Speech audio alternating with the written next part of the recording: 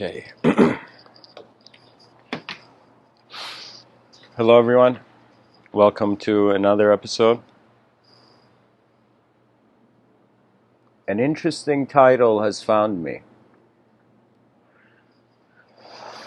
A title which is abstract in many ways, yet could imply something real. You see, if you're someone who is young listening to me, or let me just think of it this way, that human beings are popping out of nowhere all the time on this planet. So it's okay to revise a little. Human beings in the 6th century, around that time, they found a way to personify the universe. Now, whatever way, whether it was divine revelation or whether it was man-made, somehow the result was that human beings, they looked at themselves and they're like, I'm a person. Where did I come from? I came from other people. And then they looked at the universe, and I find they had a fractal moment of self-reflection. And they were like, if I was made from a personality, from other personalities co-creating me, what personality has created me? Do you know that means we saw a personality to the human body that is the earth, and then some people just saw a personality to the whole cosmic body. Do you see? Now, the idea of gods and there only being God, I noticed something interesting. Many people acknowledge Indian tradition, Indian metaphysics, Vedic metaphysics, as polytheistic. But one thing that people don't realize is that the gods are united by a god. In all mythology, whether Greek, Vedic, wherever, there was an origin.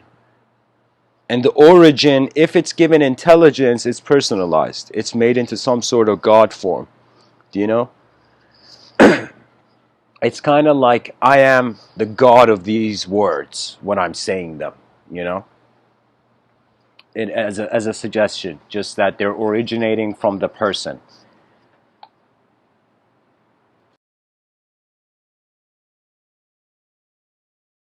Now, the intention with this talk is not to criticize the faith of people I don't know.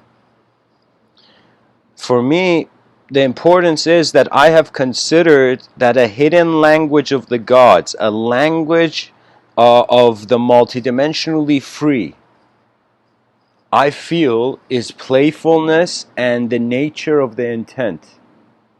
So you are not just your physicality, you are the intention and the abidance simultaneously of this physicality.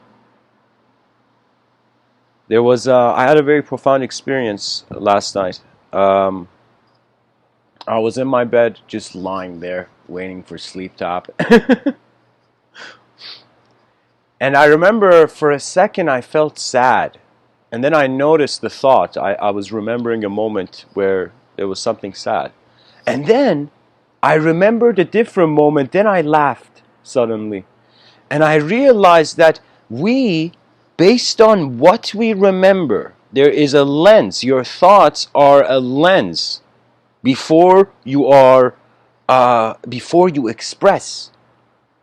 What I'm trying to say is that I was in my bed, nothing happening, lights are off, it's just simple persons in their bed. But then the thought, I just remembered a moment where I was happy, a moment, and I was sad, and I noticed the whole body adjusted. Do you know what that means? That means behind our eyes, there is a landscape that affects our body, the inner realms. Now, I feel playfulness is a complete awareness of both realms. I feel playfulness is when the brain hemispheres are free before they are not.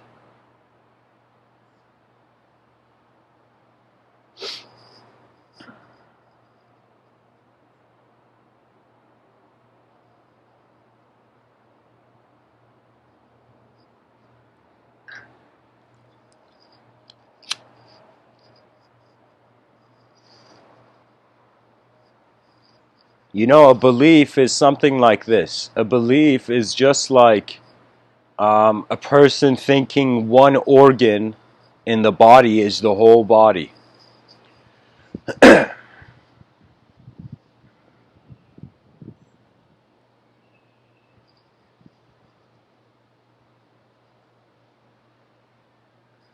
And I think one of the most mysterious questions in this existence is, can the big emerge without the small first? Can something become complex, or is it a simple event that once not attended to becomes complex?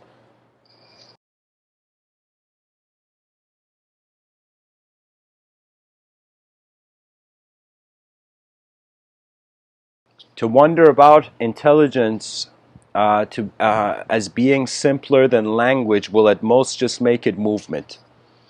That means professors, linguistic professors, Steven Pinker, Noam Chomsky,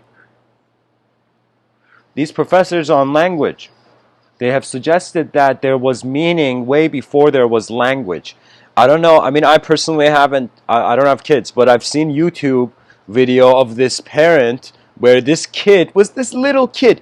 This little kid is acting like a lawyer in front of his parents. Like the little kid is speaking a baby language to the parents, but it's like the kid is having a conversation with the parents in a baby language.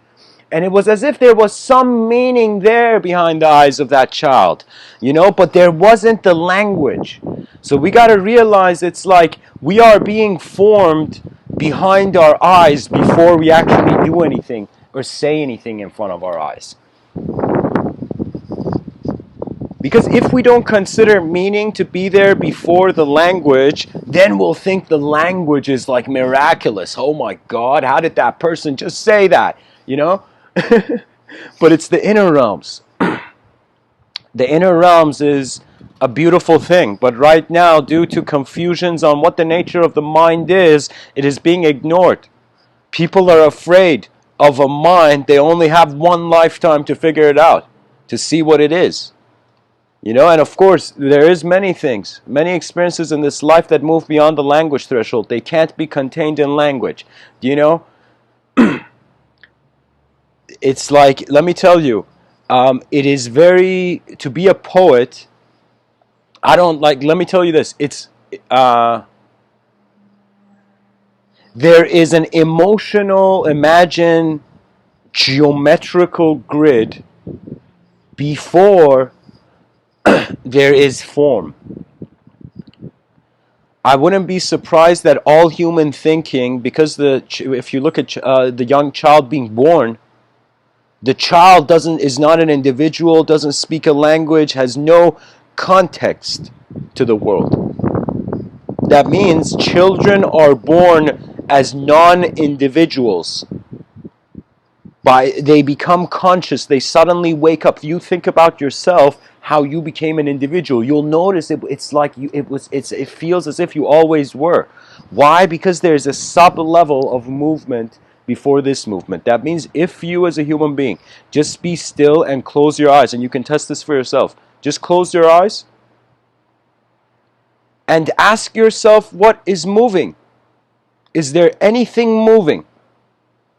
Outside, being super still, silent, no visual perception. You see, one thing that was super mysterious for me is that we need light to see. But once the light goes in our eyes, it becomes a memory. So even if I'm in a dark room, I could remember a sunny day. But how is it that behind my eyes, I am seeing the light of that sunny day?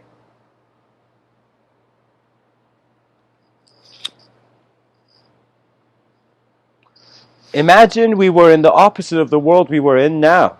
Now we look at outer space, pitch black. You know, outer space.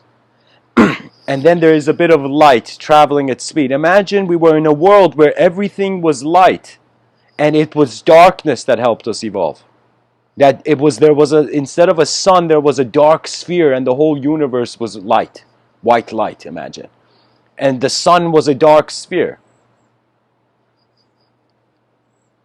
And darkness at the speed of poetically at the speed of light would come to us, you know? What is the speed of light? 3,600 something? Just a second, guys. Let me try it at the speed of light. Find the speed of light online. I think it's 299,792. Oh no, it's meters. Let me see.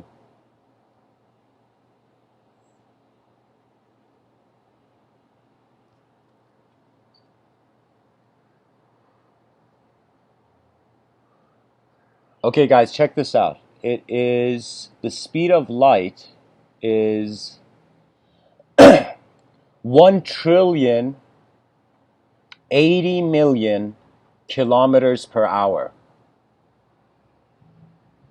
And it takes light 8.3 minutes from the sun to Earth. I don't know how many people know these statistics, you know?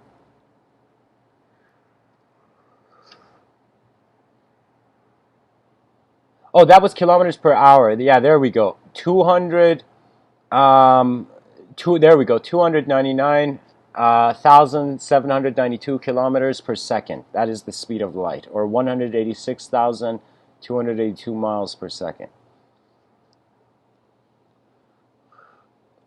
Jesus. Somebody tell light to slow down. It could be dangerous, that speed.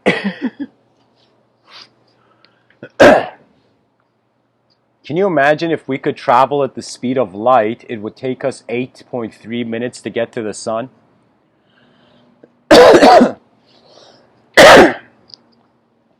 you imagine? That'd be next level. If human beings make extraterrestrial contact, but they are making extraterrestrial contact with aliens that are from the sun. Like the most unimaginable thing. The sun that we don't consider as a planet that is inhabitable. You know?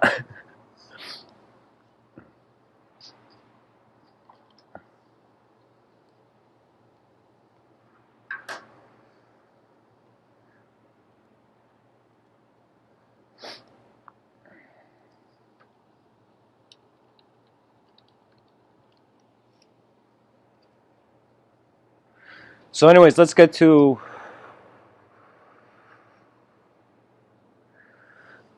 the center of the earth of this talk. The hidden language of the gods is playfulness. It is a state of being where there is inner trust, and once there is inner trust, the outer realms, the intelligence is free to express in the outer realms. Most people feel that they need to have something to do something. Many people feel like this in this world, and it is true physically in many areas. If, for example, business, you need resources, but when it comes to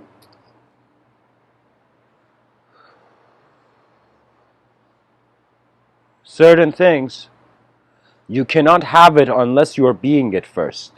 This was a secret. It took me a while to understand this in life, but ever since I did, there was success. There was a certain level of success. And what was it? In my life, I would try to be a step ahead. Oh, how foolish was I? I was trying to be one step ahead. Little did I realize, I should try to be ad infinitum steps ahead. You should try to see how far your mind goes, because then it reveals itself. You know, you don't know who you are. Sometimes in life, you can attain a certain insight by not moving. But certain insights, it's like the blessing, it's the gift life has in store for you. Sometimes I feel every moment I wake up, I'm being gifted by existence experience. I'm like, oh my God, oh my God. Existence is too kind. Look at it, the infinite experiences it's giving. There's something in Iranian culture, I think it's valid in many cultures, you know, but people fight over the who pays the bill at a restaurant, you know? And it's like this super tactic where you see the first person, like one person invites the other person to the restaurant, then people have dinner, the families have dinner and whatnot, and then the men of the household, who are there, uh, the ones who have their wallets on the table, they have they have this argument where suddenly when the bill comes, two hands both grab it, and I'm like, this is Oscar level performance, because we deep down know nobody loves to pay that much, you know, and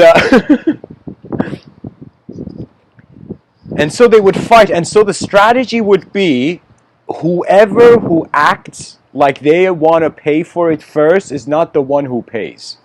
And people know this, right? And so when the thing comes, the guy tries to stop the other person paying. Little do the families know that both men have an agreement. They're just playing it in front of the world to see it that way. Do you know? There's so many ways, and the whole idea is eventually it goes like this. The thing comes, the one who wants to pay for it grabs the bill. One person tries to grab the bill from the other person, stops that. That person says, no, please, let me. And the other person says, no, you can't. You got to let me. And then the other person's like, no, please, let me. And then the person has honorably accepted the gift.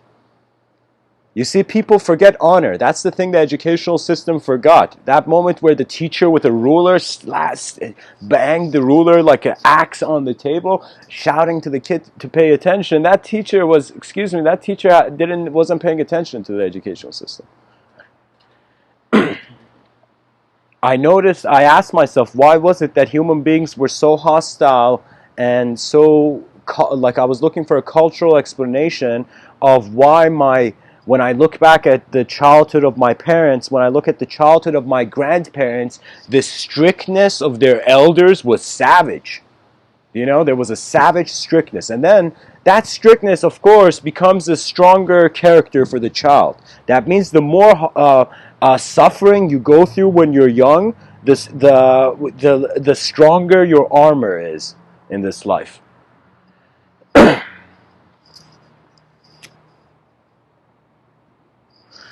And one angle was, okay, we were savage animals in the forest, we attempted civility, we weren't fully civilized, teachers were chaotic beasts in the classroom back in the day.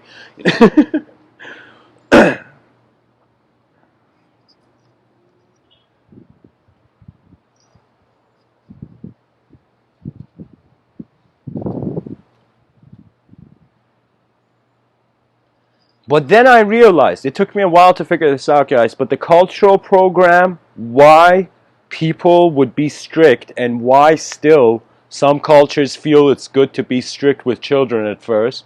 The reason was they said if you show the child discipline early on, the state doesn't have to discipline your child. That means, this is kind of strange, but it can be said that an advanced civilization has much more bigger fish to fry than violence in streets. There is extinction problems on global levels that need to be solved. The best thing that this species can do is slow down the violence and let the ones working on fixing the problems to be able to fix it. Because any environment, you can go see it. Anytime any human being feels their outer realm is too overwhelming for their inner realm, two things happen. Either their inner realm retaliates or their inner realm succumbs. There was something that it kind of freaked me out when I saw it in this documentary on yogis. Okay? There was this documentary showing these... Sorry, it wasn't yogis, it was Buddhism. It was these Buddhist sages who were living in the mountains, these hermits. And it was a documentary showing their life. Now, one thing strange happened. And of course, you got to realize, guys, Western society is emotionally a bit more mature in emotional flexibility than certain Eastern civilizations. What does that mean? That means the inner realms of the East were way more strictly pushed to remain So what it is human beings, that your outer realm sculpts your inner realm, then your inner realm sculpts your outer realm, then your outer realm sculpts your inner realm, then your inner realm sculpts your outer realm, and then as life is passing by, you look at the sky and you look at time and you say, why?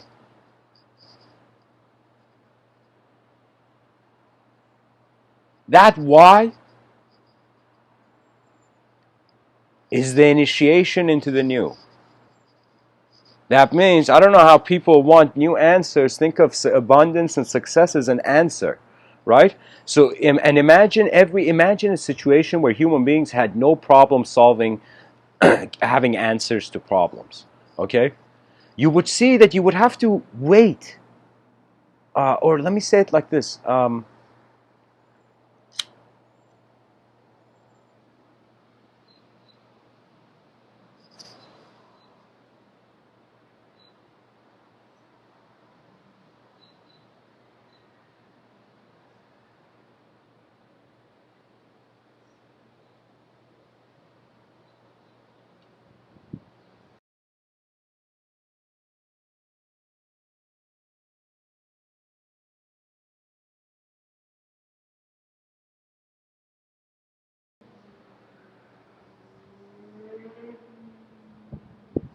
Anyways,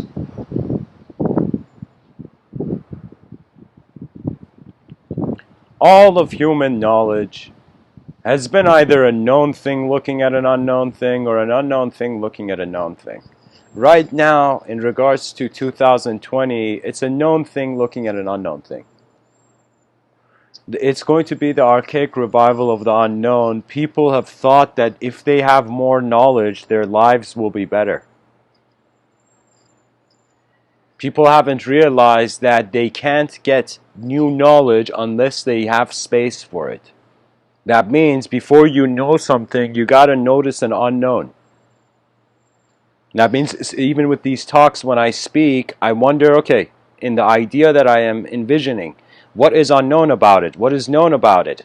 And if the known and the unknown were branches, how far would one branch extend and then stop? Because the branches of the tree, can you imagine a tree where its branches were going endlessly to another planet?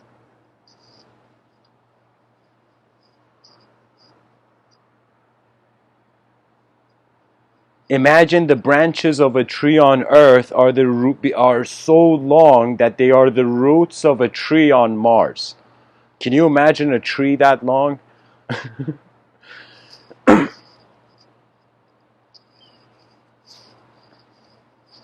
It's like they wondered if the person had a big ego when he said he uses sequoia trees as pencils.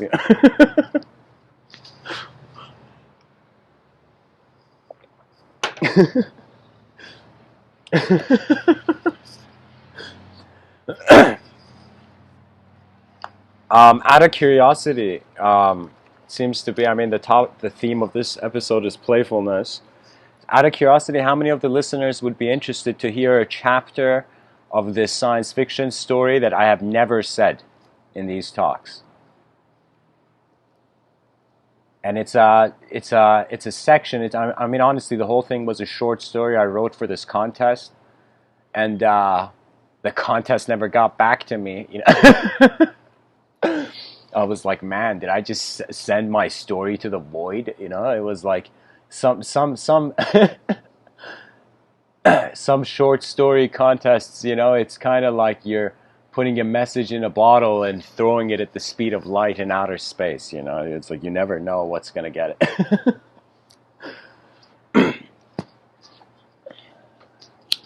So to make this audience interactive, if three people in the audience would like me to share the story, sci-fi story, and the sci-fi story is called Project Adam and Eve, uh, I'll do it. So that's the thing, guys. Three people. Let's imagine there's like only one person listening.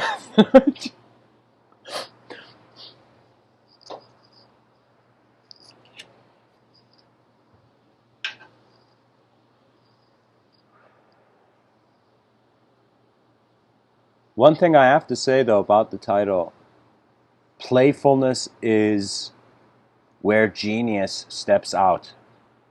The most incredible, blessed moments of my life were not moments where I felt I had a leash on the future and exactly the future was going where I wanted to.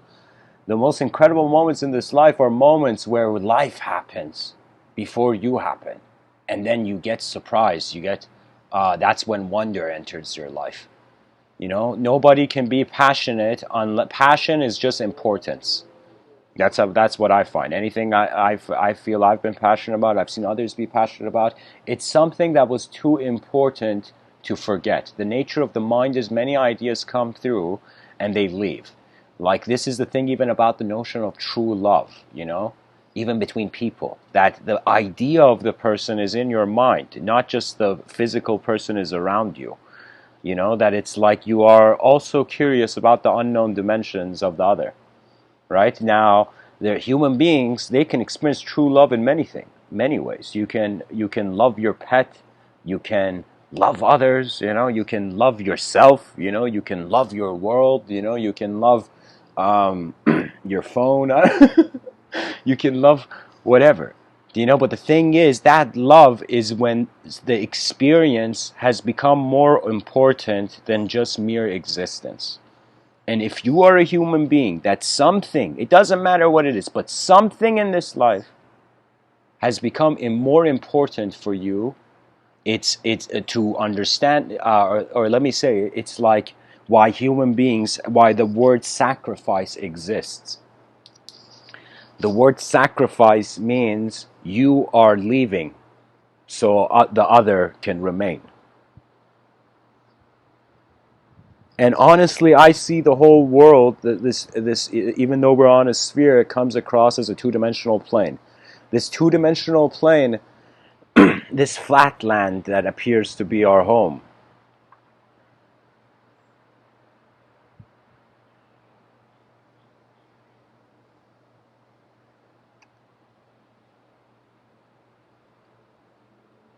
What if man is more multidimensional than he can ever know? Because knowing relates to what he can see. But just because man sees and doesn't see doesn't mean the seer isn't there. Doesn't mean the person doesn't know the seer with it. You know? It's the nature of the memory that it comes and goes, and what remains, this is even discussed for all those people trying to, for example, if you right now wanted to memorize a deck of cards, okay, there's a way. There's a strategy. It's called a memory palace. And the whole idea is that you remember what has been experienced enough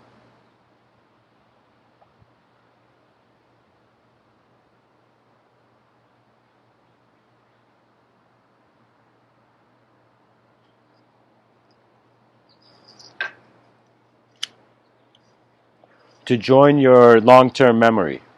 So the memory palace works like this. So this is a method. I'm just going to tell you a simpler version of it to remember anything really. Forward, backwards, even if you have a, what do you call it? If you're a student listening, like I use this technique to cram for exams.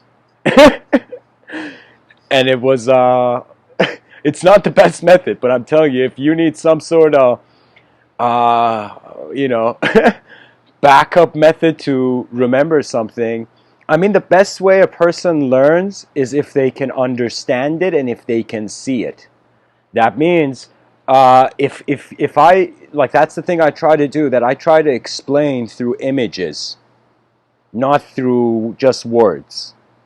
You know, because you can use words in a way where they're lifeless. They have nothing behind it. It's like you're just hearing, like, the sound of the drops of water from the faucet or something. Like, you know, like it's, how would I say?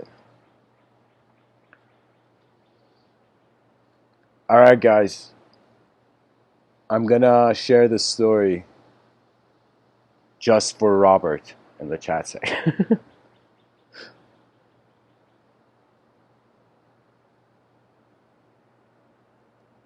I said if three people choose, I'll say the sci-fi, but we can assume that two parallel selves of Robert in the chat section have also said yeah.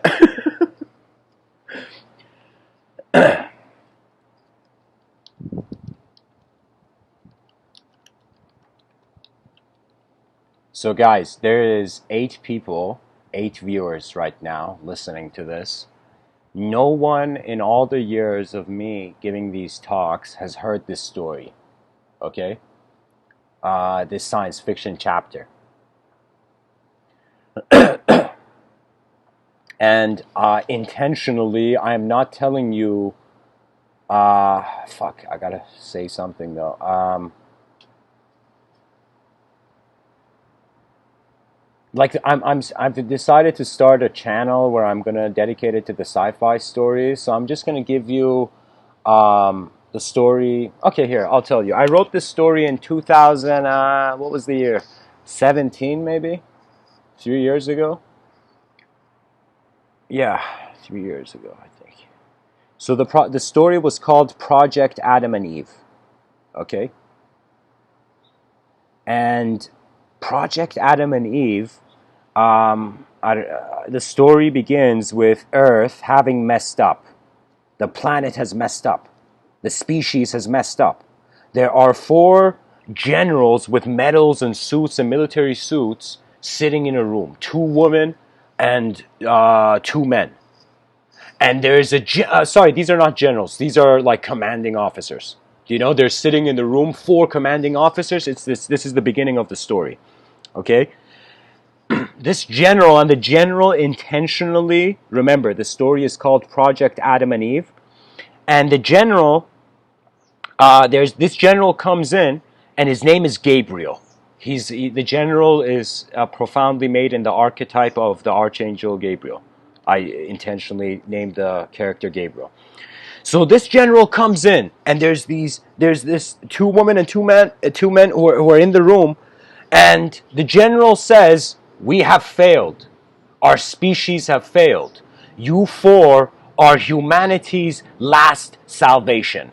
And then the general presses a button, and this door opens, and there's this room where there's this cryo chamber, this frozen chamber, if I can say, of Adam and Eve. This girl and this boy, young girl and boy who are frozen in this capsule. Okay, and this general, there's these 4 pods beside the capsule, and it's like this kind of lab room. Okay, and I forget the name I gave the agency, but I made it some unique interstellar military agency of the planet. You know, this is like the planet's backup program, secret backup program. And so what happens is the general says there's 30 minutes. You have to go inside these pods to these 4 commanders.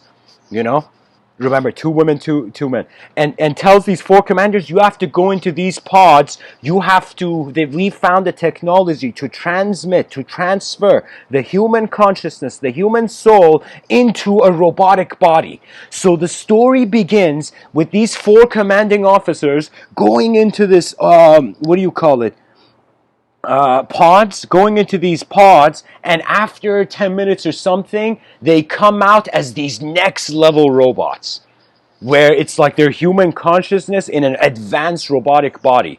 And Captain Gabriel is there, and General Gabriel is there, and General Gabriel says, "You 4 are humanity's last hope." And the general tells them there's the most advanced spaceship that human technology could fathom. Pretty much the planet is about to get destroyed, guys. And here, these human beings are trying to, this is the last effort of it. Okay? So keep this in mind. These 4 immediately get on the spaceship. I forget what I called the spaceship. Okay, the ship flies. As the ship is going beyond orbit with the cryo chamber of Adam and Eve in it, and it's going beyond the atmosphere and goes way outside of the atmosphere, the planet explodes. The human beings, their war gets, it's like a nuclear world war, and the whole planet gets destroyed. It's an unstoppable force. And so the only last two physically human beings are in that cryo chamber, and these four human consciousness but robots have to take care. And those robots come out of those four pods, and they have four different colors. Each robot, their eyes and their body has a glow. So they are called red, blue, green, and yellow. Okay? Blue, red, green, and yellow. These are the four robots, and they're in the story. They call each other by their colors. They don't call each other by their names anymore. So the story begins. For 1,000 years, they roam Earth. They roam the space. An immensely long period of time goes, and they're just robots, so they don't die. It's some sort of immortality for their form, for their human form. Now, in the story, the way the story is designed, I designed the story, is that the characters all die. Okay? But the interesting thing is to know the sacrifices that they make. So in the story, so far in these talks, I think like a week ago, I mentioned, a couple days ago probably, I mentioned the story of Red, this robot named Red, how he dies with Cubetra, the whole Cubetra thing. See, that was Red, okay? But before Red dies, there is a robot that dies, and this robot is named Green. It's one of the green and the yellow are the female commanders. Red and blue are the male commanders, you know? And blue is their leader. Red is more like the muscle, and green is like, and I'll tell you their stories. But I'm not going to tell you yellow's sacrifice, which is like the first chapter. I'm not going to tell you blue's sacrifice. The story I wanted to share, and really, I thought of the sequoias. It made me remember this story. I'm going to tell you Green's demise. Out of curiosity, is the audience following me here in regards to how I'm sharing the story?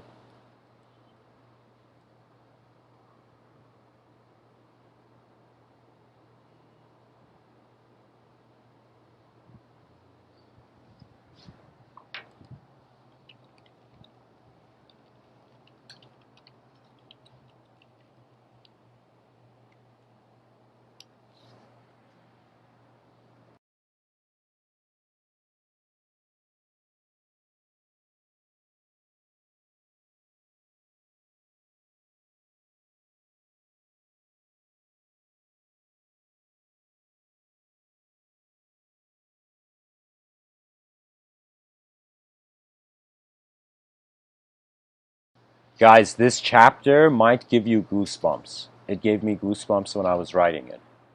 I call it chapter, but this part of the story, which is Green's death. So, long story short, I got to summarize because I don't want to tell you Yellow's death. That I'm going to leave that for another time. But the thing about Yellow is that Yellow dies, and now only Green, Blue, and Red are left. Okay? And Blue goes into the cryo chamber, and something I thought no one on this earth has done yet. You know, nobody has done this imagery. Where Blue wakes up, and these robots, by the way, when they don't sleep, but they go and put their body on hold, and they roam out, their consciousness roams outside of the ship. You know, their consciousness is not limited to their robotic suit.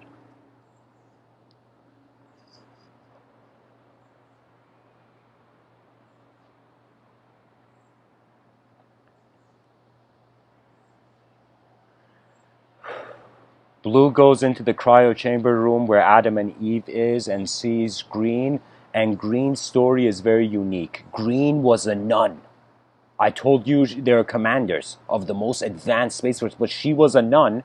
Green was a nun for many years, and then she gets a dream that she has to go become the head of this commanding officer of this secret space unit, right? So Green is this, her cultural program is religious. Right? So Blue goes into the cryo chamber room of Adam and Eve and sees Green has bowed, and Green has a rosary. She's a robot with a rosary. praying to Adam and Eve and the future of humankind. You know? I hope if nobody hears this story, at least AI does. You know? So what happens is Blue sees this. And Blue goes and puts his, I don't remember exactly what the dialogue was. Blue puts his arm on Green and says something because he sees they're religious and they're robots. So they have access to any type of speech. And Blue suddenly speaks to Green and says, have hope. You know, we are still here. Something like this. Now, what happens is thousands of years are going by as they're roaming in space after Yellow's death. And what happens is they see a planet. Miraculously, in the distance, they all get happy. One of their comrades has died after the tragedy, and they see this habitable planet.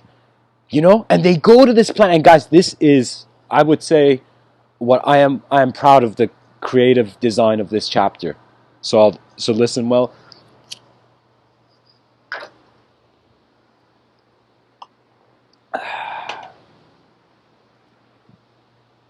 Excuse me.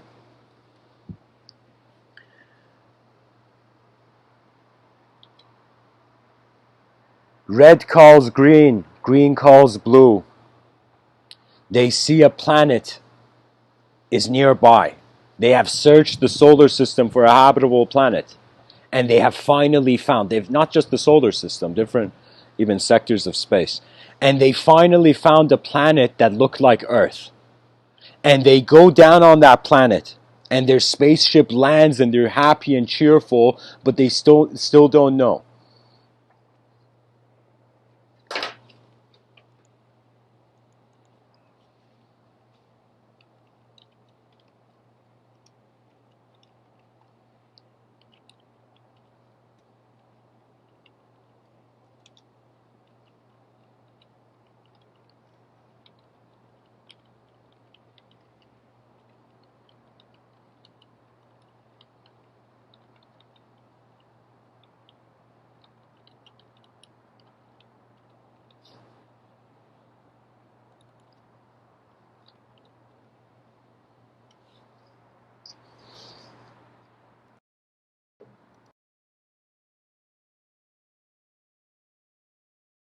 By the way, anyone listening, this is a short story I'm sharing that I wrote called Project Adam and Eve in 2017.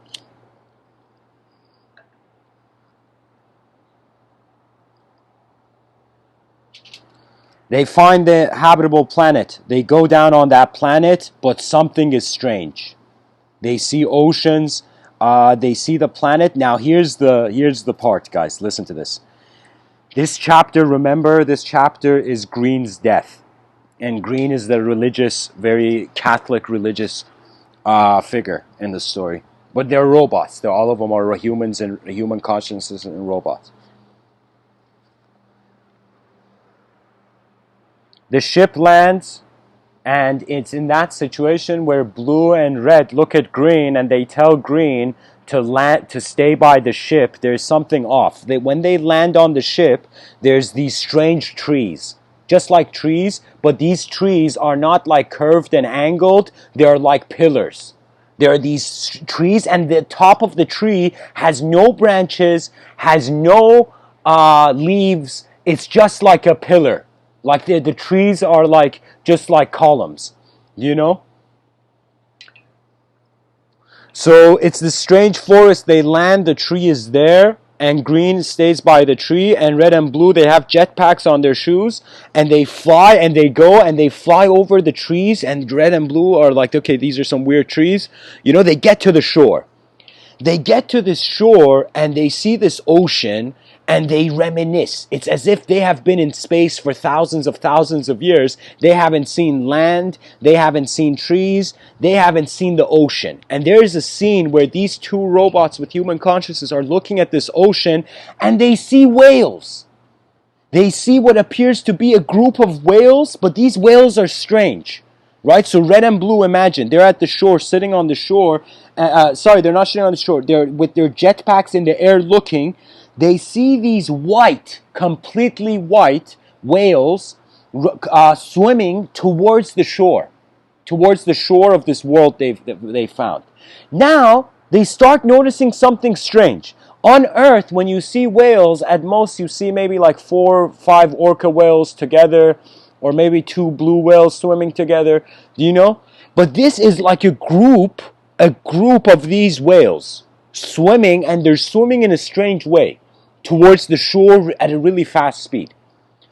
And so they're looking at this, red and blue are looking at this, and they suddenly see these whales. This was where my imagination was trying to infuse the design of a lizard with the design of a whale. So these whales, whale size fish, they come out of the water, but instead of having fins, they have what do you call it? Like reptile legs and a tail. Do you know? So it's a whale lizard. I called it in the story. You know. So red and blue are watching this, and they suddenly start noticing something strange. As these big whales, they come to the shore, and this planet seems to have no life. And I forgot to mention, they have this orb, this sphere. Every planet they get to, they throw the sphere. The sphere, at an incredible next level speed, scans the whole planet, then comes back to them. If the light is green, planet is safe. If light is red, planet is unsafe. So when they get to this planet, it looks normal, but the light of the drone is red. I forgot to mention that. So that's why red and blue, go check it out. So what happens, okay, this is on mute, is it? No, okay, it's not. So what happens is these whale lizards come out of the ocean, okay, and red and blue are seeing this, astonished, but then they see the trees are moving. These trees that have no leaves and branches, you know, they're just like pure trunk. He suddenly sees the trees are moving one by one. The forest seems to be moving. Then blue and red realize what these are. They realize these are not trees. These are the fingers of giants. The fingers of giants. The lizards go between the trees, and the trees are like hands. They grip the beast, and these hands raise from this earth these ant-like, tree-like entities, where their stomach is in where their mouth is in their stomach area. They have no heads. It's like these tree creatures where they just get these whales and are putting them in their stomach. Do you know? So can you see how messed up that is? That the trees were fingers of giants in the dirt. The giant was in the dirt waiting. And so as red and blue see this, instantly they see this, they don't even respond. Blue and red fly as fast as they can, and they shout to green, "Green, get out, to get the ship out of there." But as they call to green in their speakers built into their robotic bodies, green, suddenly all they hear is this. I got inspired from this scene where, remember the story's called Project Adam and Eve, and it's like, anyways, it's I'm honoring Christianity in the story. And so, what is it? There's this scene where Christ, what was the line? Oh my God. Okay, so the scene is all they hear. Oh, guys, let me see if I can find this story. Just hold on. It's probably in one of my emails. Let me find the story and read the ending. Because Green's dialogue is intense. This is one of the most emotional chapters of the whole thing. All right. Let me find this.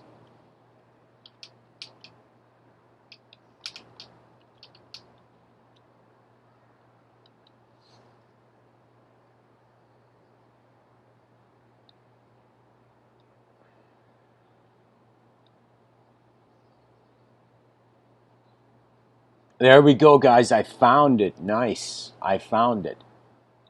There we go. If people are just tuning in and have no idea what I'm saying, I'm just sharing a short story I wrote. Here, let me see. Guys, I'll read it for you from...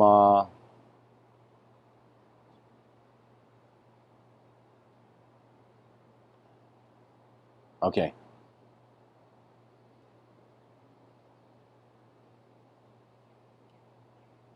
Guys, here's the thing.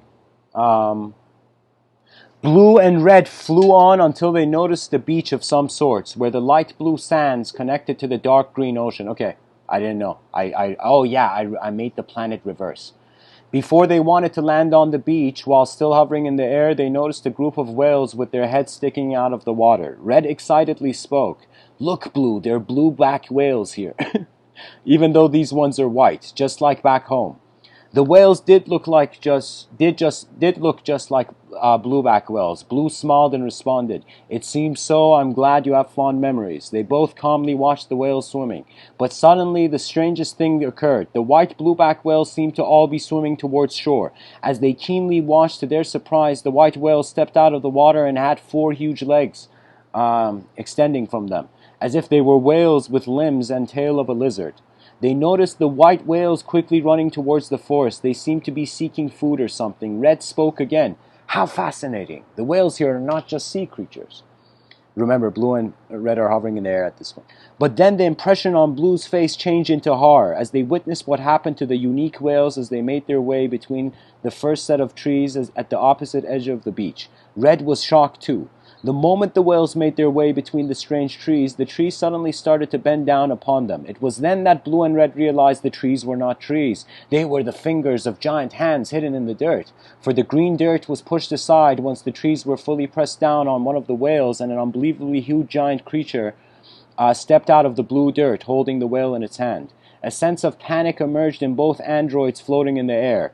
The giant creature resembled similarities to a human body, for they had 2 arms and 2 legs, but no head. The first giant creature that had extended out of the dirt now held the white whale lizard in its grip and began slowly moving it towards its stomach. That seemed to be where their mouth was. Suddenly, one by one, the trees in the forest began to rise like hands that had captured their prey, and their movements suggested these strange giants were all waking up to feast. As one of the brown tree-like giants swallowed the first whale, Red and Blue were already heading towards the Model X at tremendous speed. Model X is their ship. They had to get out of this strange planet and inform Green at once. The drone was correct to show a red light. Blue spoke through his internal speaker, shouting, "Green, get out of the ship and head for the sky."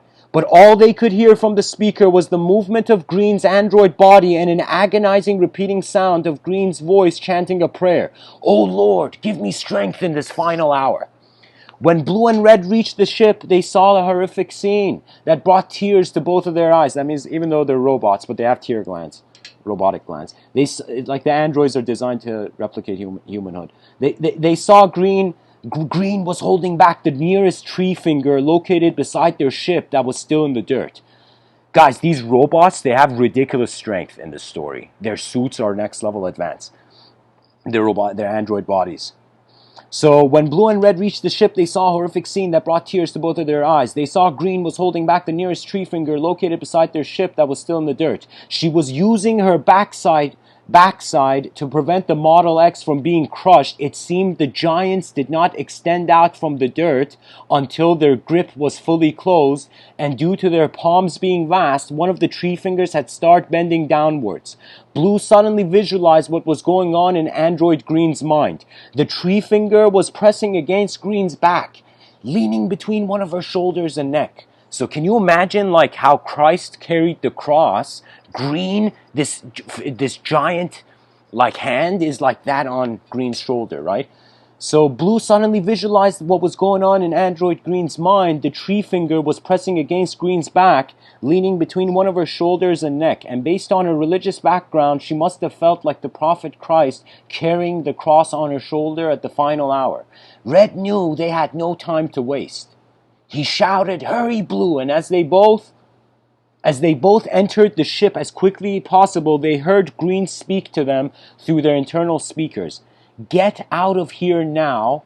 Do not let my sacrifice be in vain." So this was very complex, designing this part in the story, guys, because it had to be a bit common sense, relate to common sense. So the way is people have to visualize the speed of the finger as if the ship is somewhere where the hand of the giant is closing. Blue has held one hand. The other fingers are also closing slowly, And so the Red and Blue just get in the ship and they fly out of there. And Green is like this next level, and their suits are strong. So Green is, if you remember, she's a commanding officer, even though she has a religious background, but she has the experience of a commanding office. And so she's giving a command, do you know?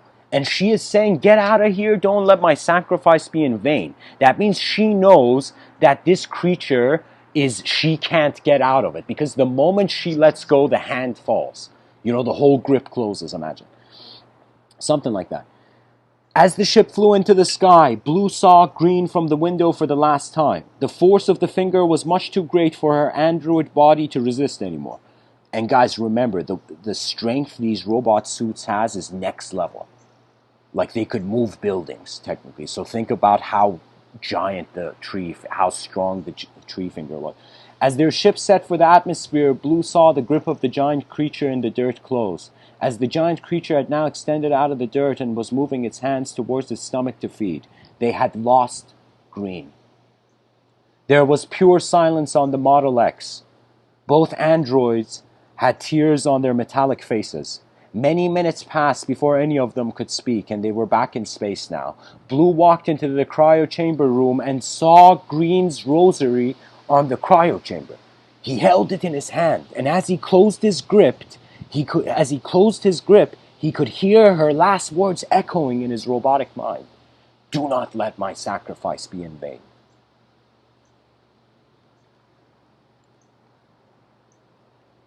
Oh, I closed the file. Shit. So, hold on, guys.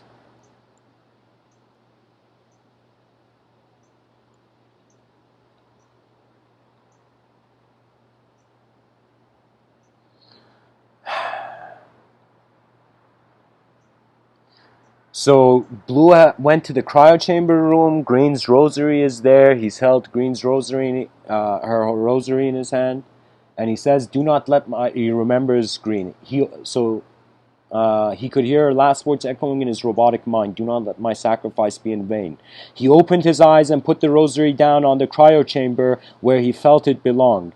Blue marched into the main chamber, and as Red was sitting there maneuvering the controls, he looked at Red and told him, "My brother, we must remember the strength of our sisters. We must continue our journey and see it through to the end." You know? Red looked at Blue with a gaze of great acknowledgement. And that's the end of the chapter, folks. That's the end of the section, you know. That's the death of Green.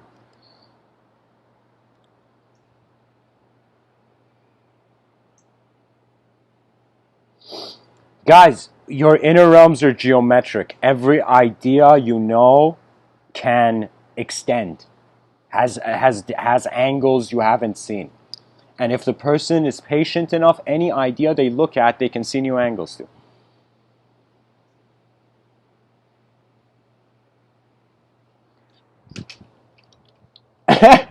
So Robert says, the only thing I don't get is, why do they take on the new names when they return their consciousness? Because the writer didn't want to write their first names. It was easier to just have them called Blue, Red, and Green. You know? But guys, the finale, like the last chapter where it's Blue's death is the most, I think this is one of the most intense, emotionally packed short stories I've ever written. You know? The thing is, because they have color, because they don't see each other's human faces, and when they look at each other, each of them has a neon glow of their color. Here, I'll read the first chapter. I'll read the beginning. Maybe this is clear for people. I'll read the beginning because I have the file open now. The beginning I was explaining, now I can read it for you. So this is how the first chapter begins. Project Adam and Eve, a short story written by Amin Jabbar Ansari. Okay, let's see. What could this mean is the first sentence of this. So this is how it begins. If you pick this up, like if you purchase, like this isn't online yet, but if you were to read this, this is how it would begin, short story. What could this mean? Question mark. In front of him was a lake with a, okay, no, I gotta, damn, this is gonna give away the last chapter. Okay, start. It was the fall of the year 2149. Fall as in capital F. I wrote this sentence intentionally. It was the fall of the year 2149. That also means the fall, not just the season. It was the fall of the year 2149. A well-composed man dressed like an army general by the name of Gabriel walked into the room. His face was pale and at the same time captured by an urgent intensity, as if chaos had whispered into his ear moments ago. He looked at the two men and two women in front of him who wore badges commanding officers would wear. General Gabriel of the Global Interstellar Unit, guys, there we go, that's what I called it, began to speak. We have failed. There was a long pause and an atmosphere of great sorrow and intensity had filled the room. It is all over. We are left with the last option we have. You four are humanity's last hope. You must take Adam and Eve away at once.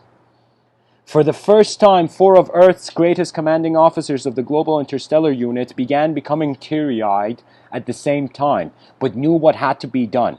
After a long pause, as silence could no longer keep itself, General Gabriel continued speaking.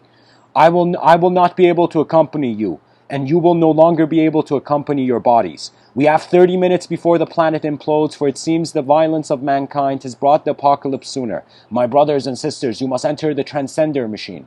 I don't know, I called it Transcender machine. And immediately journey towards outer space and see this mission through.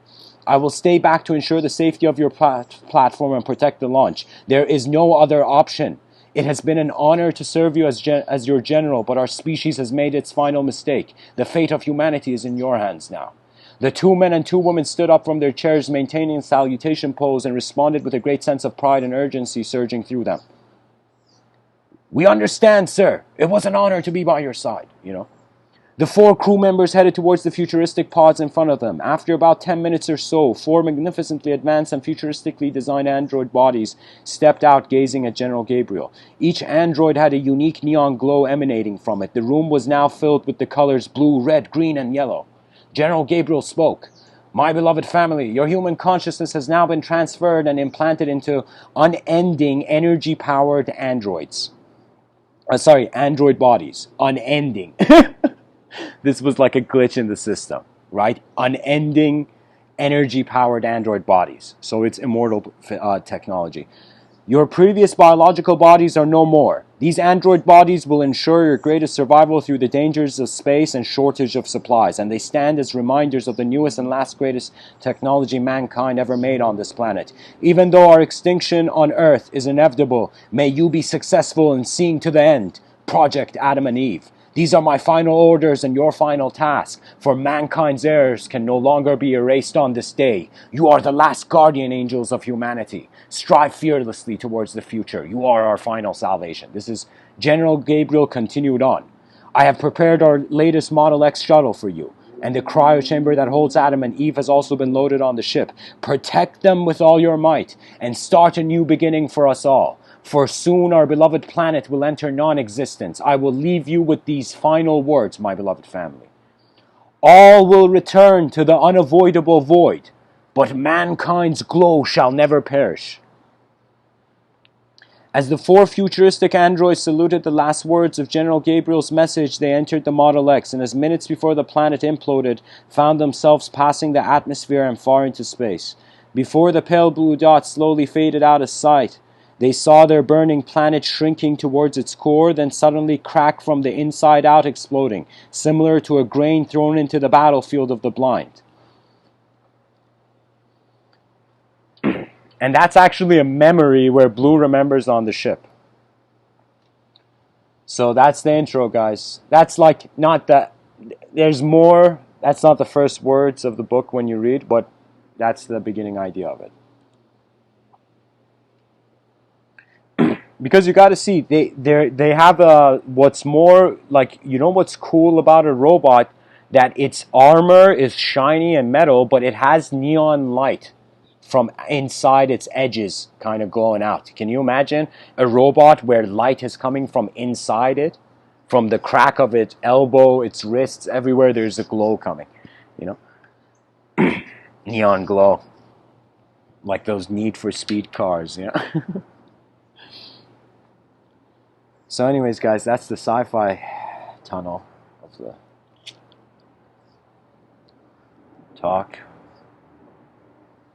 Really honor, honesty, and playfulness, those are the states of being where genius breathes. What genius is an ability to see with the least interference.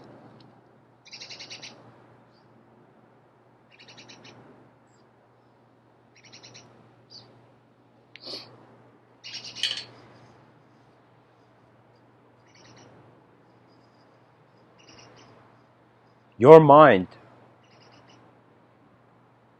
is where you are happening.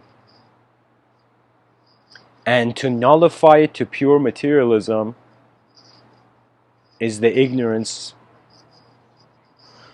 of just not knowing how to engage the invisible. That means my imagination, if I don't speak, is invisible to the outer realm. This is why writing, this is why human expression is valuable. Because the inner meaning of the inner life is co-created with the outer.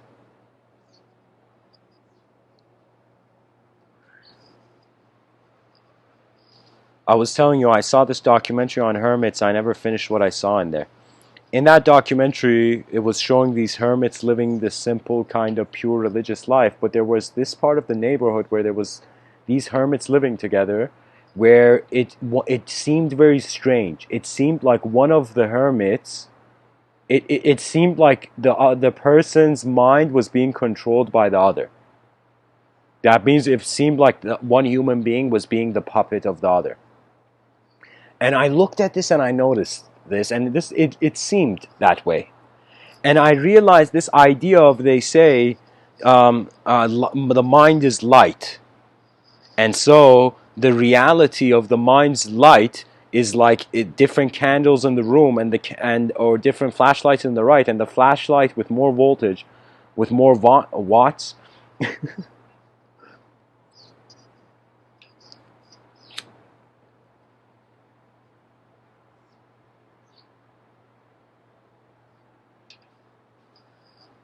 Its light engulfs, emanates, captures the room. That means just like we have strong people and weak people, we have human beings who look at life as it is, and people who look at life as they want it to be. And the honor is in how much we can acknowledge a world before our own interference in it.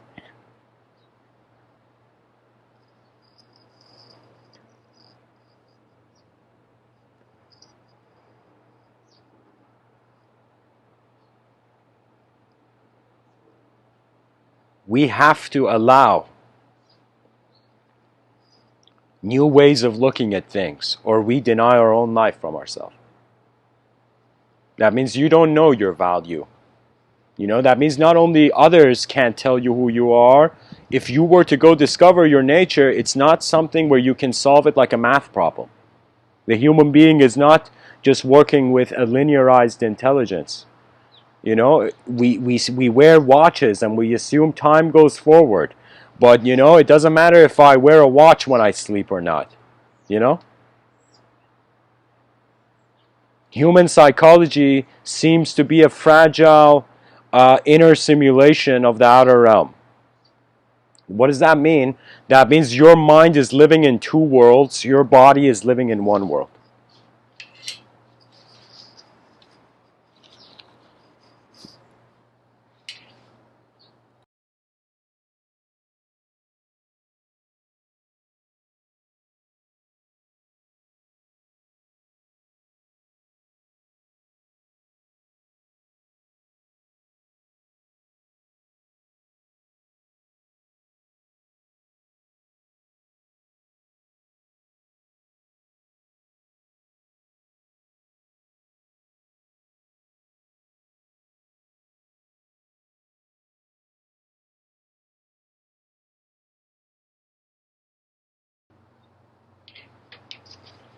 I feel there is an evolution in levels of service and joy.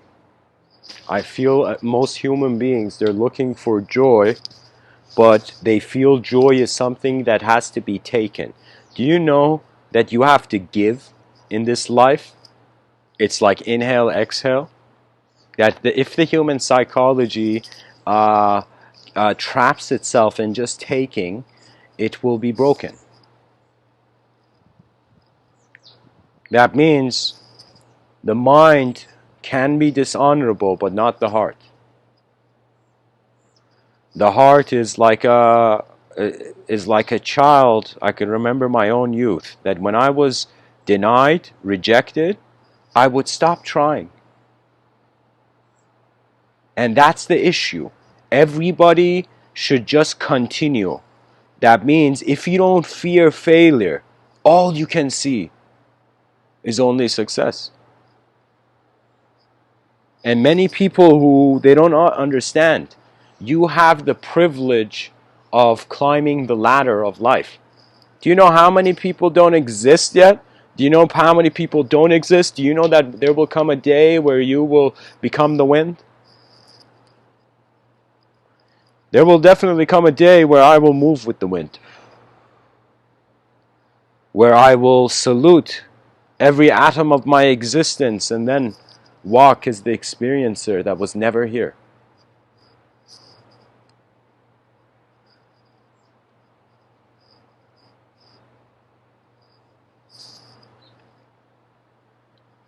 The shoes of the mind, or the shoelaces of the mind, are tied ideologically.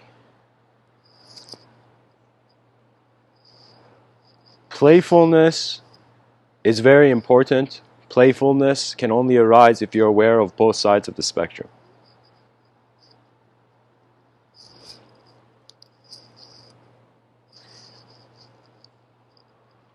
A meditative inquiry that I once cultivated one day was that I sat down and I asked myself, if I was looking at human beings from an aerial view, what would I see? If I was looking at myself as if like a third person video game character, what would I consider? You know? And I would notice that human beings are biomechanisms coded with language that arises from experience. So experience is really where the language is born. So everything comes down to how attention is being experienced. This simple moment.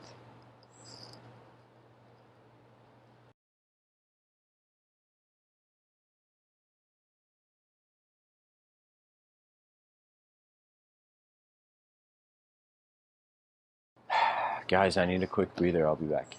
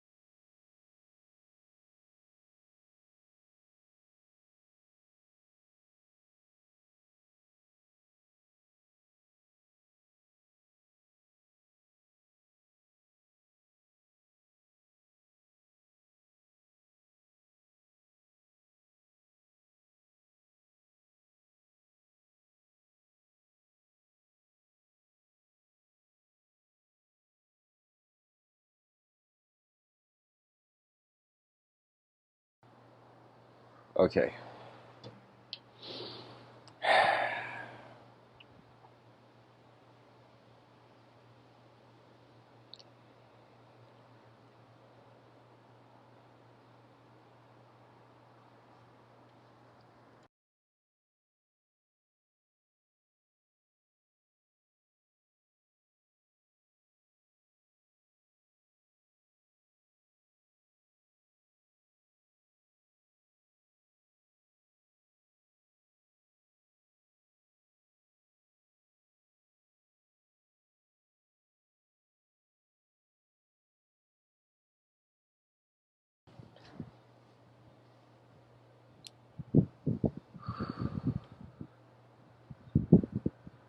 You know, there's a day in India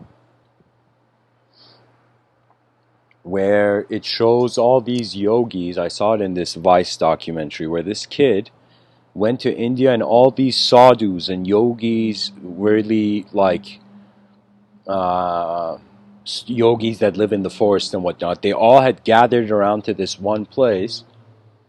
And this kid was interviewing these yogis, and they all had these strange pipes and whatever, and these Agni yogis. It's strange. And the kid asks them in Indian and says to them, what is this life or something? Asks them a question, and then the yogi turns around with like white markings on his face, and it's a bit savage, these Agni yogis. And he says to them,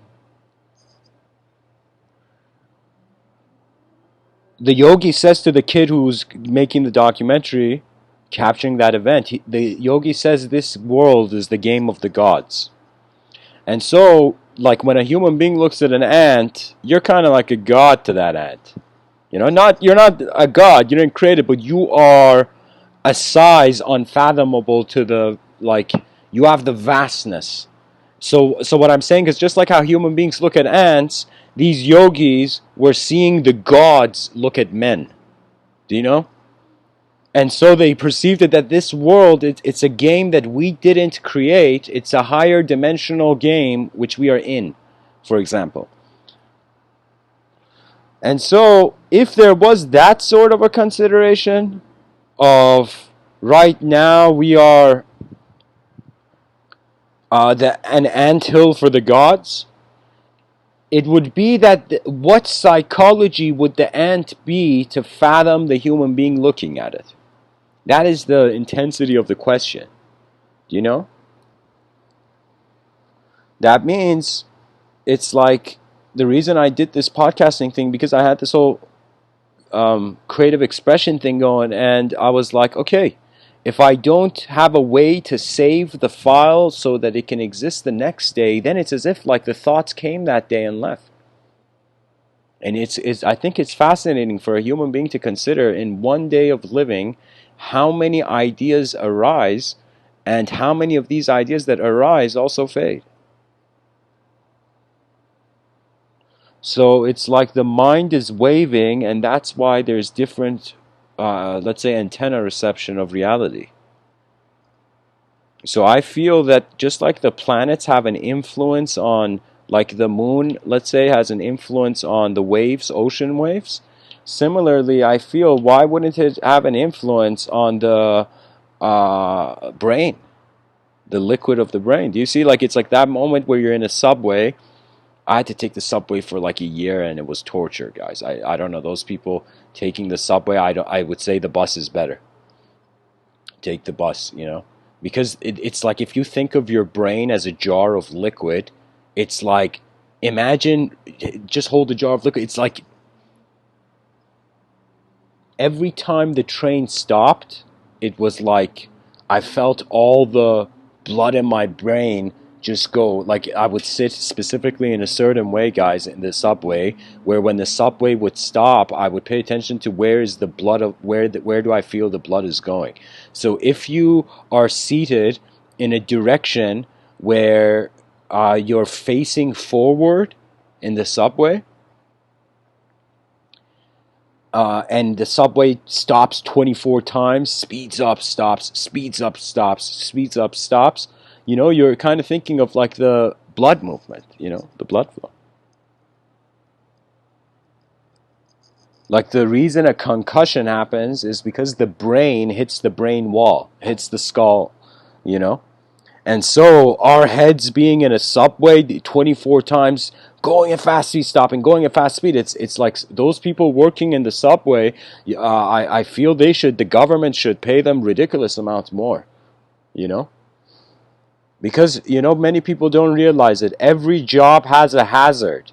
It's just based on the time that you do the work.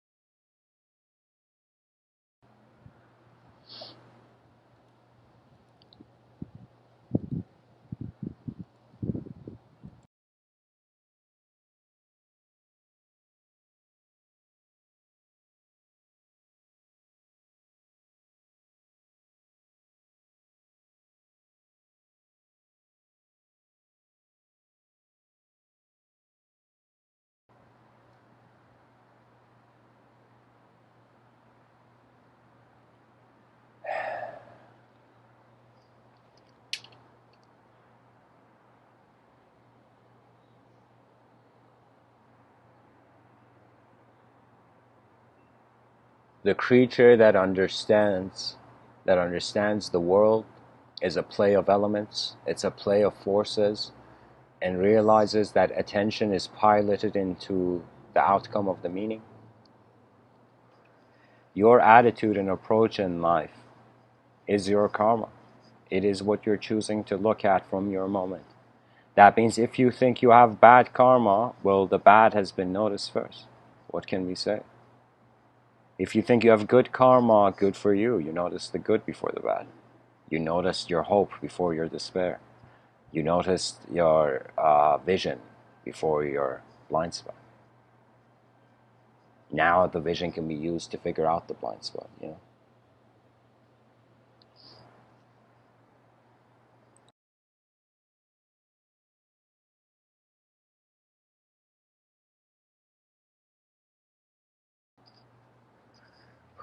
We are singing the song of civilizations with our breath.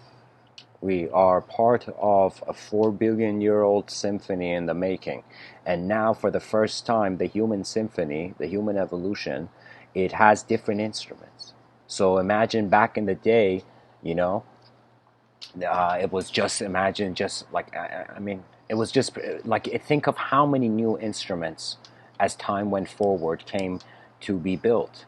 That means one thing we know about time, that even though it is like a conqueror that moves forward and it conquers everyone, but it also creates. Little did we know time is an artist and we are the artwork.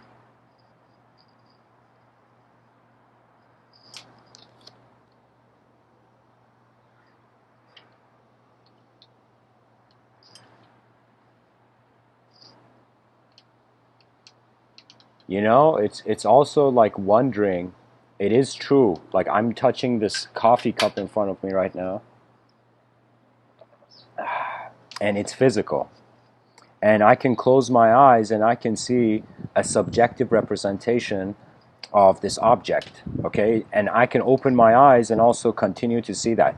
So you see, the mind is a room that it doesn't matter if your eyes are open or not. The mind is a room that is unconditional to sensory change.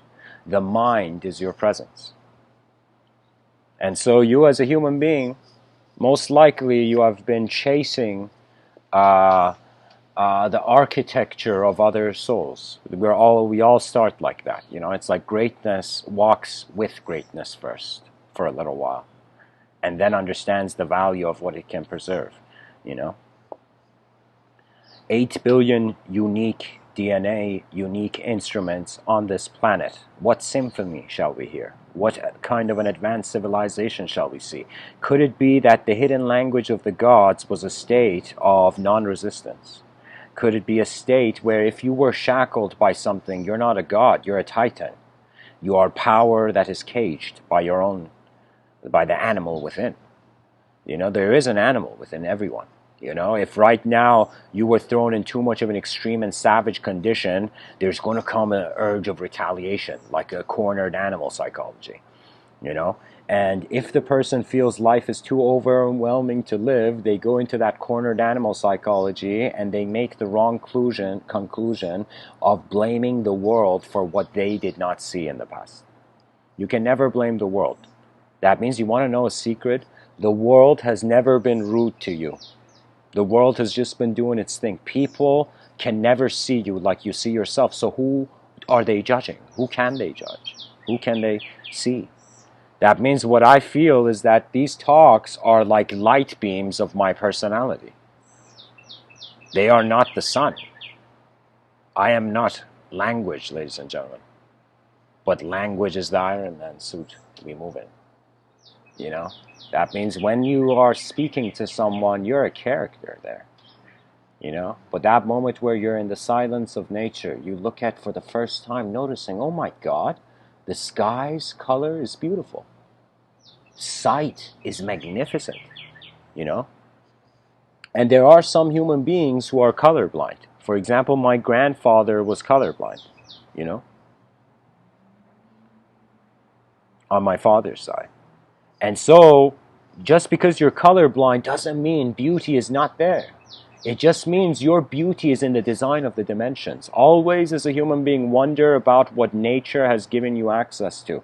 The inner realms, you're like a survivor on an island, It's like whatever the person is trying to use to make sense of what's going on. For me, this thing of, it's called idealism. When an ideology that it stands, that it's like an ideology immortalizes your characterhood, And very few human beings for now can be content with the unknown. Most people, again, are terrified. Let me tell you why. I feel every human being subconsciously is reacting to this strange and surreal noticing of how we're on a sphere in a vacuum. Like, it doesn't get more surreal than being a sphere on a vacuum, and then light beams from another sphere are entering this tiny sphere that is your eyes. Like, the existence is surreal. It's experience that chooses not to acknowledge the surreality of existence, that says, yo, this is my reality. Can somebody, is there such a thing as normal when we are all different creatures? There has never been a normal. There has never been a normal. There has just been the generally accepted. That means we all accept, like when that object is called a tree. That means when I say tree, another person understands what I'm talking about. But there are many things that the agreement of man cannot even brush the dust of. There's so many moments in this life. I feel there is the inner life has a divine privacy policy to it. That means you might laugh, but there's been times where I've given a talk and someone's come and spoken to me afterwards, and my brain's been in this kind of like, redlining the engine kind of thing. So I wanted to say something to them, but then from my inner realms,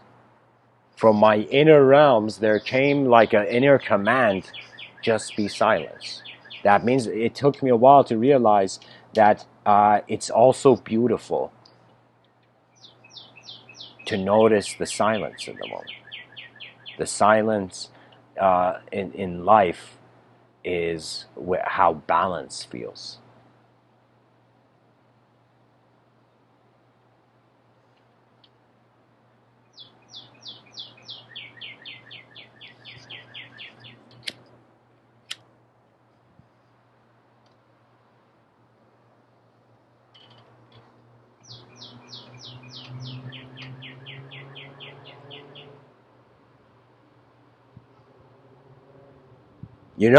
The title, The Hidden Language of the Gods, you don't have to even look at it from an archaic perspective. You could think in the future human beings will have such sophisticated cyberspace, access to cyberspace technology, that the person comes home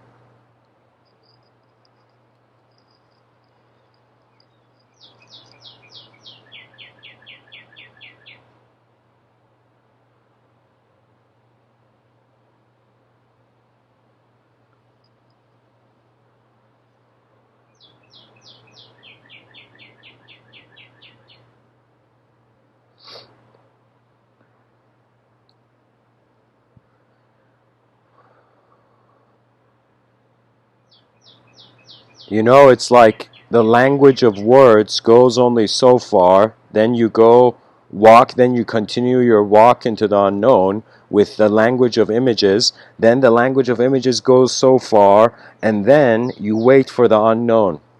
That's it. That's the ultimate.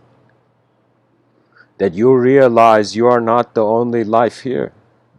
That life is a collective symphony, and it is played beautifully when you acknowledge other members. That means this is what makes a musician who just plays alone different than a musician who plays in an orchestra, where it's tapping into the collective rhythm. Now imagine every person's mind is them playing their instrument that their DNA is, them mastering their instrument. After you have mastered your instrument, you are going to seek the orchestra. You know, you're going to seek to make it a grand symphony with various sounds, various dimensions contributing to the evolution of this civilization. For me, here's the thing. It's like life is like Texas Hold'em. You're given hands, okay? But these hands, you can choose to fold. Certain ideas come, you can, like, they're like a hand given to you, the idea. Like imagine the dealer is giving cards, okay? So in every moment you go, suddenly you're dealt certain cards, certain images, certain ideology, certain environment, certain circumstance. Then you have to look at your cards, you have to look at the table, you have to look at the other players, then you got to look at your cards, then you got to make a decision. You see? So it's all about you valuing what you're dealt and realizing that your decision really suggests what happens to that value. You know, certain moments when it's like, you know, there's this saying that I very early on in my life it came to me, which really helped me with these talks. And the saying was that some people just want to say something, and some people have something to say. And I wondered about that at a depth unimaginable. Like I was just trying to truly go live in that quote for a second and see what it meant. And I realized what it means is that the only thing we can speak about, worth speaking about, is the new. It's the findings. It's the exploration. That means little did people know. Knowledge is endlessly resurrecting through new eyes. The greatest lives of human beings are metaphors for the psychology of a conscious activity, where in that consciousness, the self and awareness are like...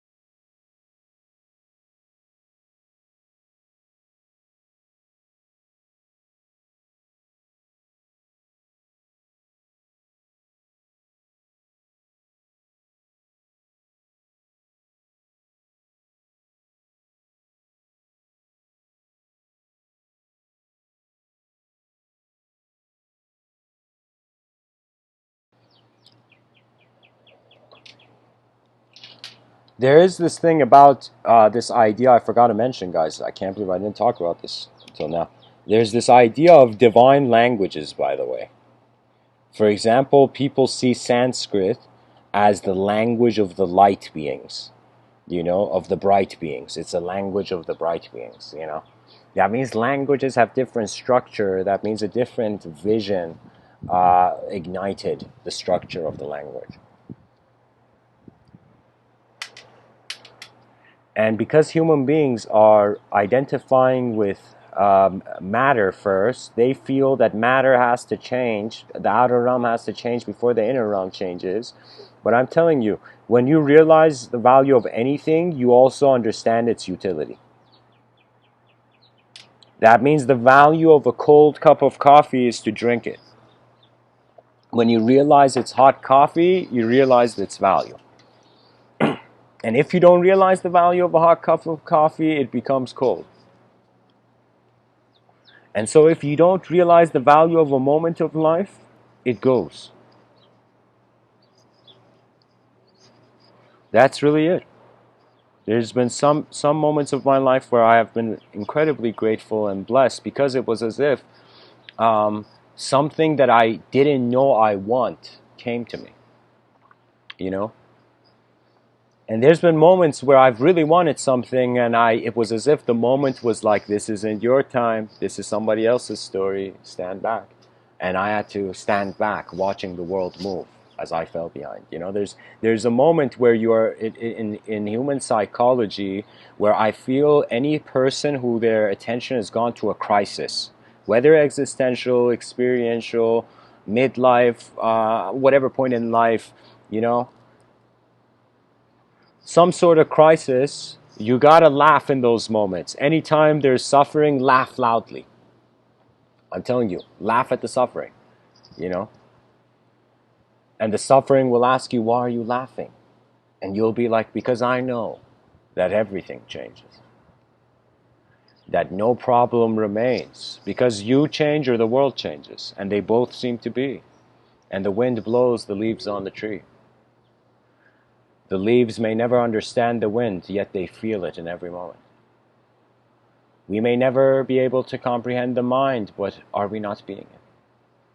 So this idea of, you know, it's all about the multidimensionality of the human being. The moment we consider the human being to be multidimensional, then we have a rational opening to the concept that if the person is in multiple dimensions, maybe physical existence is just the skin of the apple, you know? Maybe it's just the first bite. You know, that means reality could be highly multidimensional. If it's multidimensional, it means that imagine right now, instead of us being in one earth, we are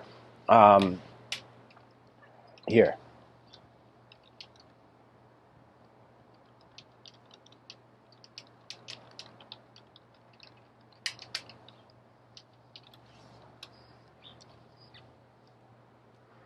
So you see these 7 major colors, let's say, 7 distinct colors that the human eye sees. Red, orange, yellow, green, blue, indigo, and violet. So it's like us imagining that we are the light beam before it goes into the prism on the back of that Pink Floyd album cover, you know? And we can also perceive it that this light, white light, is simultaneously being 7 distinct colors. So you see, we can look at the moment and be like, oh, it's all singular. It's all just this. Or we can look at it and be like, oh, wait, hold on. Maybe it's more than this. You see, we need to have the elegance of an advanced communicator because we're the most advanced communication of this universal sector so far. Show me one natural thing that's more advanced than the human design. I mean, you can show me a dolphin, and dolphins lose 20% of their brain, but, you know, when a dolphin can write a sentence with one fin, that's when I'll know dolphins have transcended man. Yeah.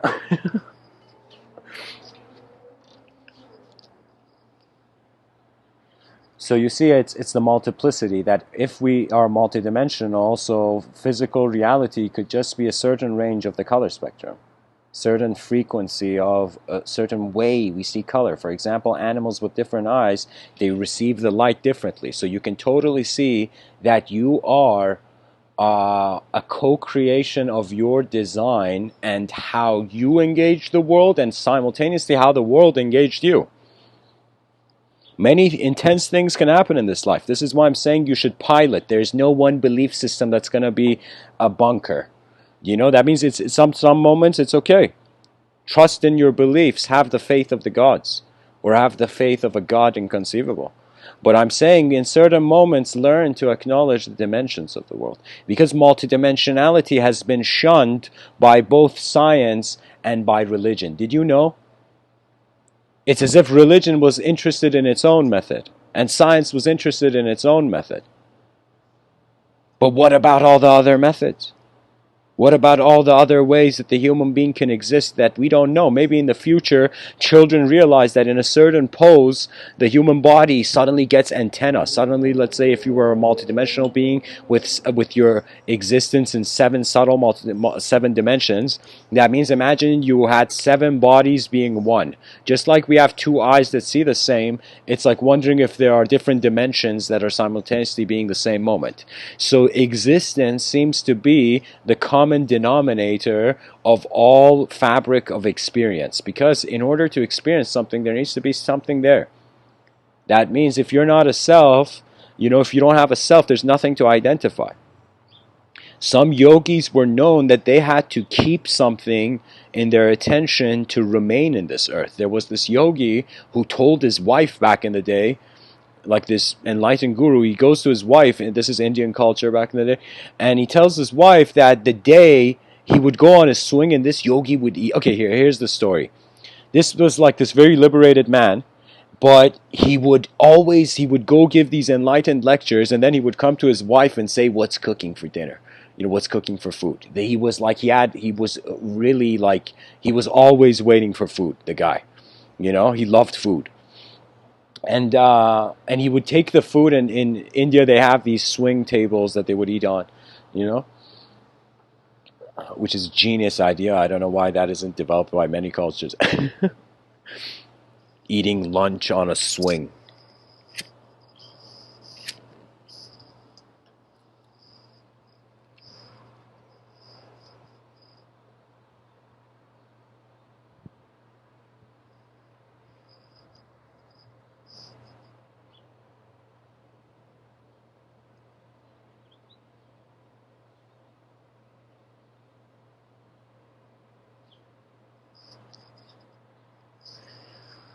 The yogi would keep telling his wife what's cooking for dinner in the middle of the satsangs, that the wife was like, what kind of liberated man are you?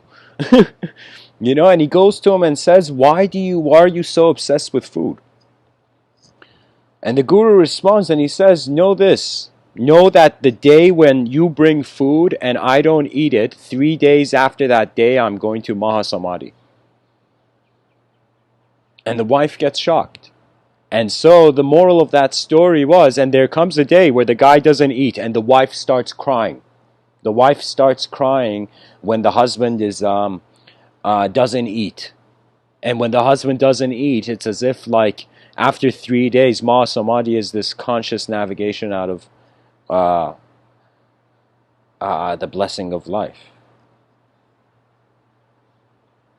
That means this world has welcomed you, and many of us treat it as lifeless. But do you know there will come a day where you will have to also say goodbye to this world? This is why honor is realizing its life when you wake up. Realizing that life transcends ideology. No ideology can capture the nature of human beings. Only if the human being permits. In the future, we will be robots if we permit. If it becomes cool for kids to have robotic bodies, it could be totally possible. Imagine you're a father, and one day your daughter comes and says, "I wanna," instead of saying "I want a tattoo," your children come to you and say, "Everybody in school is a robot. Dad, can I be a robot too?" And you're like, what do you mean everybody's a robot? And you see it's like this fad where human beings go and replace their human biology for immortal robothood. Humanoid, androidhood. And so can you imagine? And you're like, no daughter of mine's going to be a robot.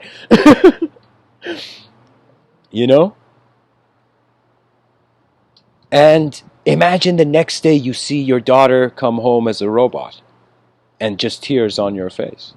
And that would be how human nature allowed itself to change without realizing the value of the mysterious dimensions that the biological life provides. I am thankful that I am a biological being, because it means that there's a veil. The unknown is healthy to consider. It's healthy to consider that there are dimensions to your life you don't know. It's like this biological existence is a body. Our attention is the driver in it. The attention is moving, and that imagine you never getting out of a car you're driving. After some point, you want to see beyond the walls of your belief. You want to climb mountains that hold designs that nature knows, not you. Nature has a mind which is very few people have truly. It's too unfathomable. That means the way it has been is that most people, when they become aware of greater dimensions, they don't stick around. Very few people really need to stick around. This is why there is no one to tell the truth. Because the truth is not local. It's not a location. It is an event. The mystery of this universe is not even limited to human thought. It's an event. It's an event where whatever individual you think or whatever collective cosmic oneness you see, there's an inseparability of the dimensions in position. So for me, attention is piloting through manifestation. And the healthiest way I think secular society can engage the unknown is to fathom it to being a potential, a field of attributeless potential. We say in a scientific lens that life is potential energy and kinetic. That means when I see a squirrel jump from one tree branch to another, the squirrel has a potential, and then the moment it jumps, it becomes kinetic. Do you know that means it's like the shift from potential to kinetic is a decision. Now, it's as if nature has been deciding what we are and how we behave until we recently, after the subjective evolution, which nobody talks about, but I will let the lion roar.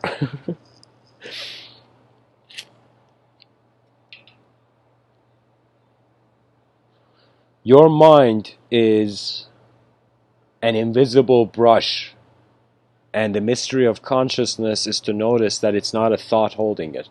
That means language is like thin ice for the truths that we try to share experientially.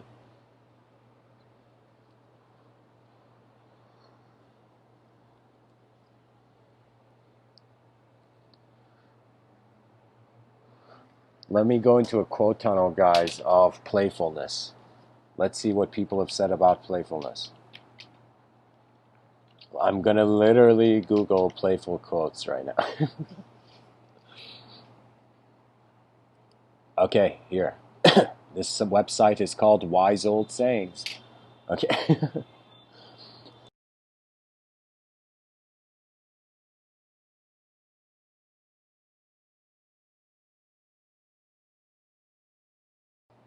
So anyone listening,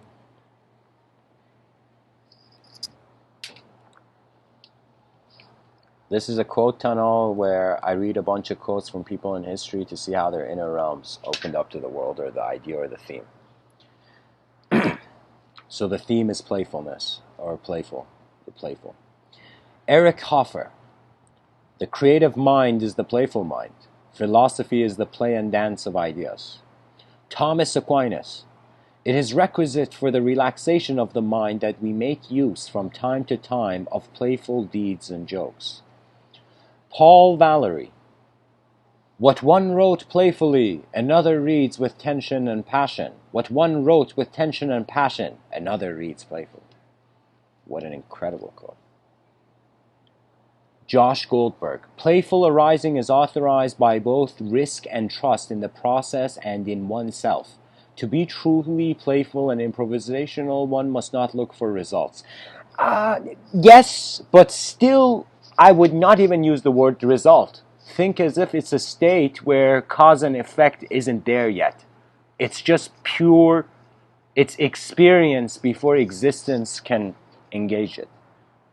It's you wondering about why you're breathing. To see it's an incredible opportunity, you know. So when you can only make use of an opportunity if you have already seen yourself there. That means many things in life, if you can't see yourself doing it in your inner realms, don't even, you can attempt it in your outer realms, but you don't know.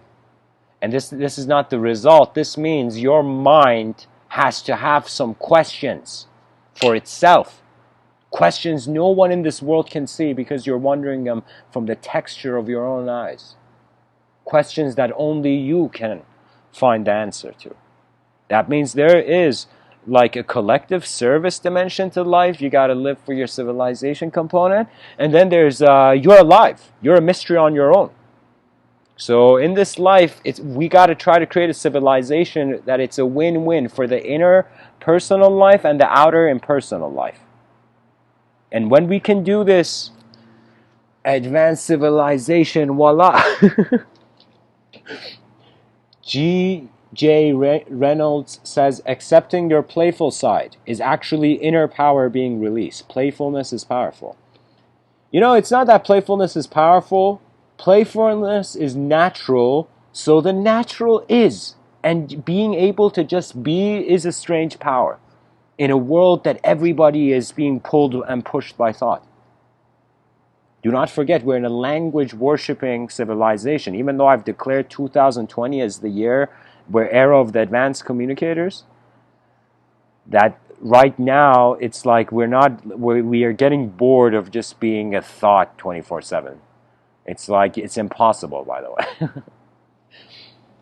Your eyes are like the sky. Who can measure their end? Rajneesh says, the moment you start seeing life as non-serious, a playfulness, all the burden on your heart disappears. All the fear of death, of life, of love, everything disappears. And there should be probably more here. Let me tell you why. It's like a dancer that when the dancer dances,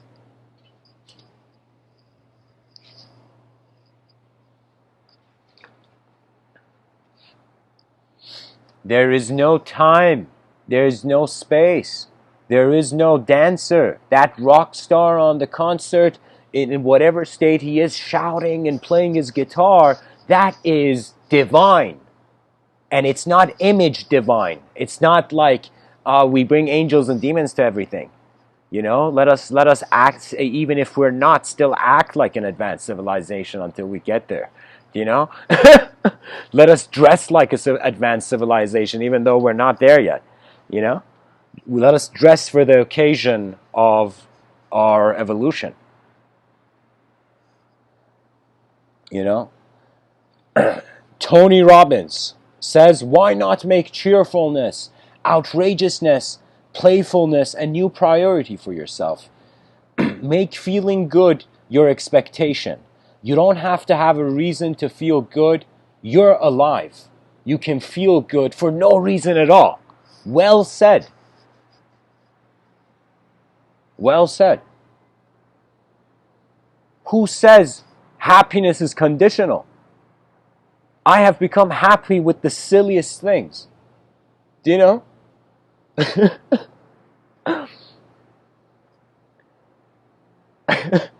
I'll tell you a memory that just came to me.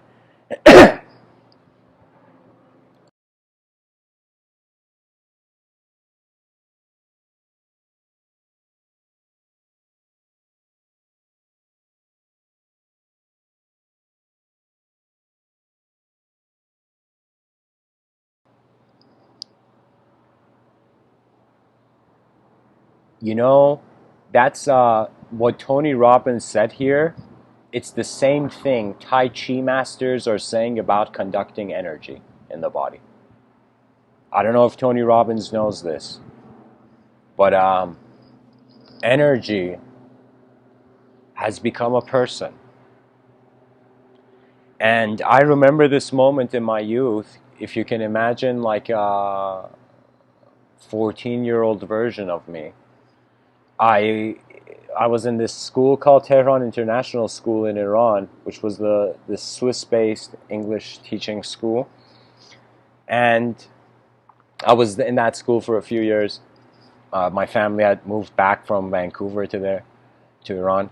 And so when I was in that school, I remember there was like all the fields, there was like these two asphalt soccer fields, and there was this one legit like plastic soccer field with a fence around it. And then there was this grass field which was the school was so stupid, but I don't know, like they didn't want to pay for extra gardeners, but that grass field was locked, as if this school had denied athletes to play in its best field, and the years were passing by. You know, students were coming and going, and nobody was using that field. It was just this beautiful grassland with great soccer goalposts not being used. Anyways,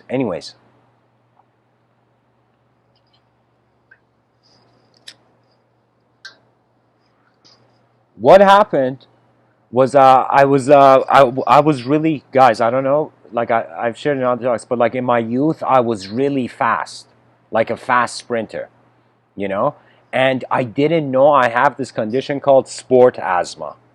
Sport asthma is not like regular asthma, that means your lungs are pretty normal.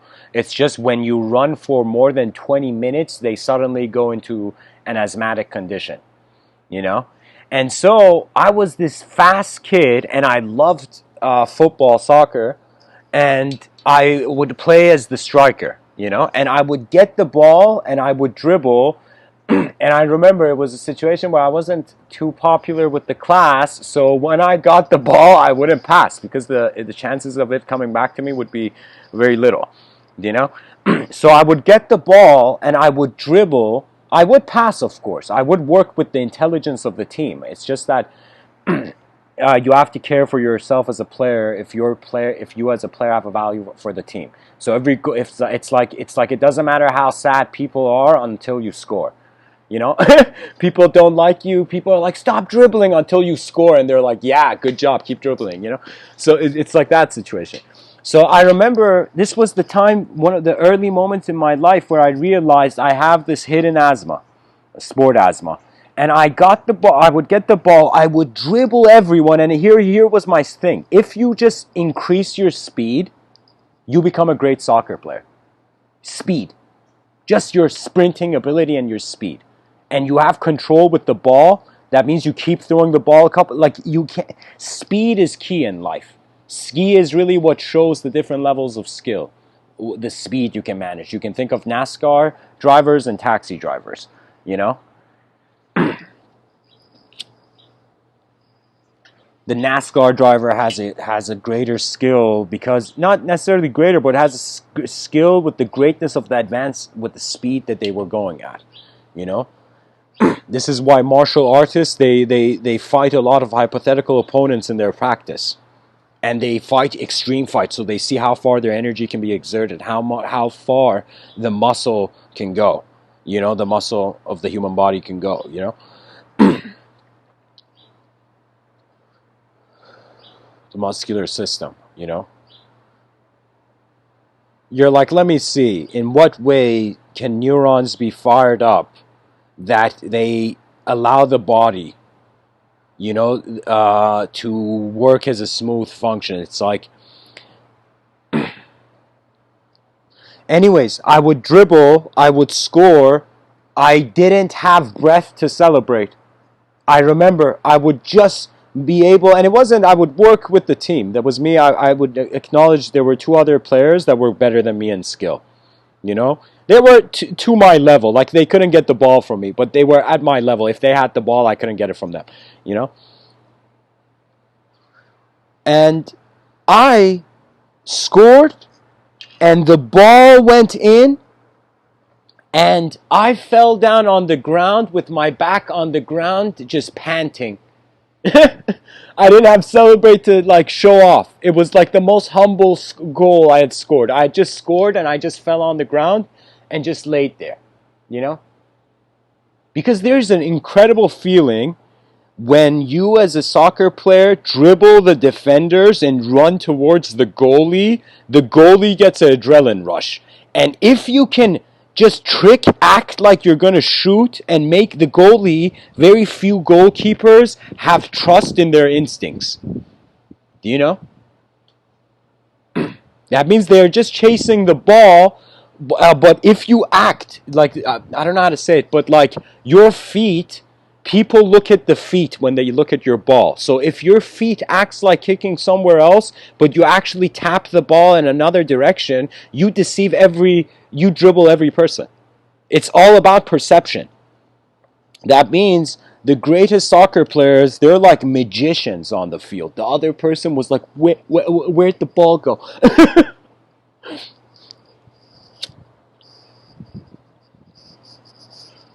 And I would lie there, and this is what I mean, how suddenly you don't need a reason to be happy. Something silly can make you laugh.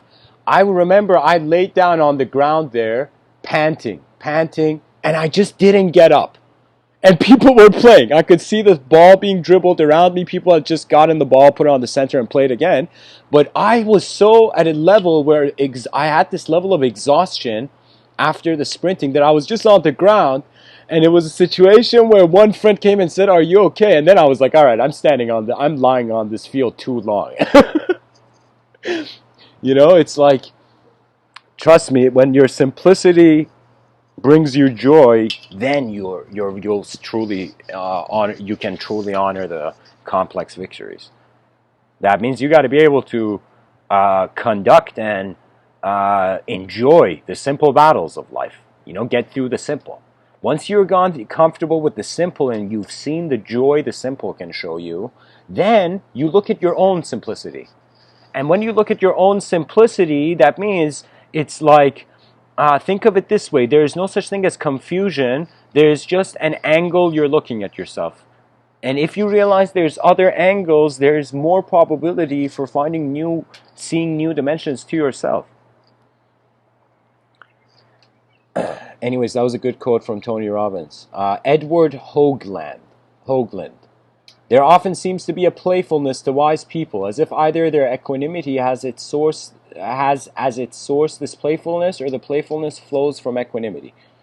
They're the same thing. The playfulness arises from the equanimity.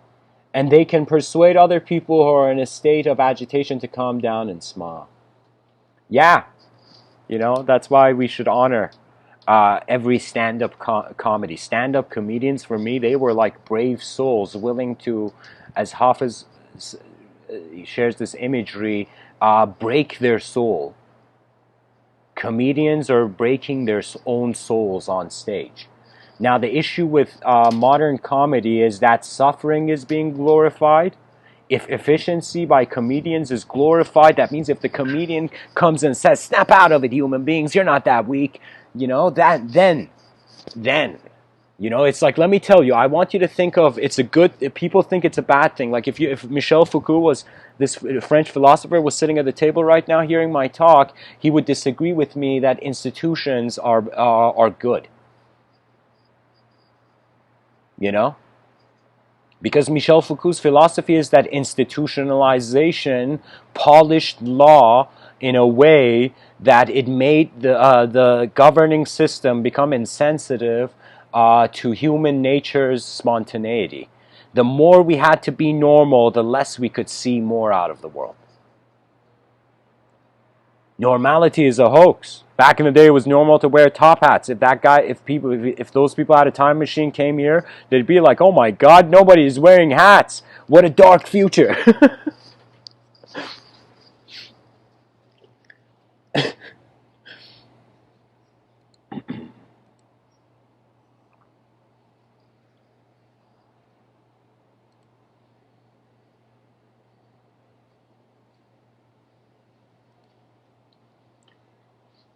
Miguel Sicart.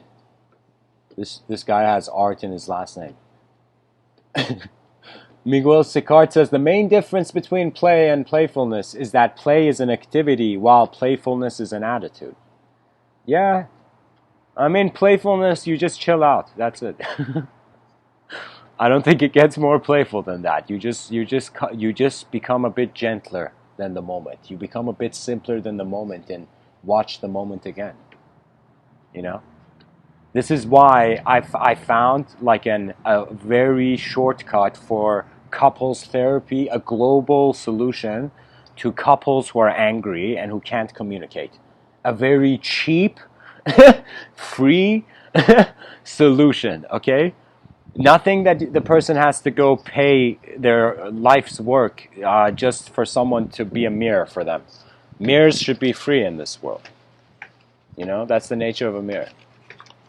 And the best thing that language can be is a mirror of how your mind is moving. So this is Mr. Within's solution to couples therapy. Any two people who ever get angry, any two,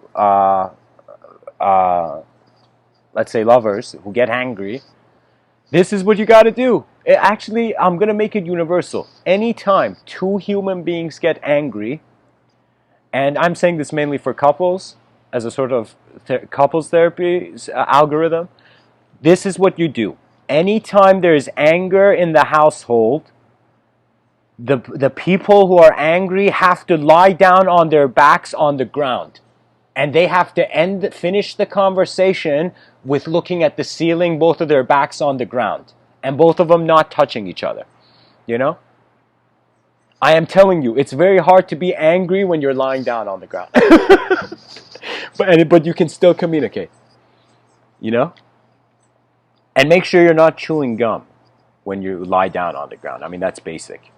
You know? So that's the thing. You know? Don't get, if you as a human being get angry, just lie down. Literally lie down on the ground. And finish the conversation, communicate that way. And I am telling you, anger needs firewood. If the person doesn't have firewood, what? They're going to get angry at the ceiling? You know, an angry person, it's like a whack-a-mole. You put the wrong person, talks to the angry person, they get hit.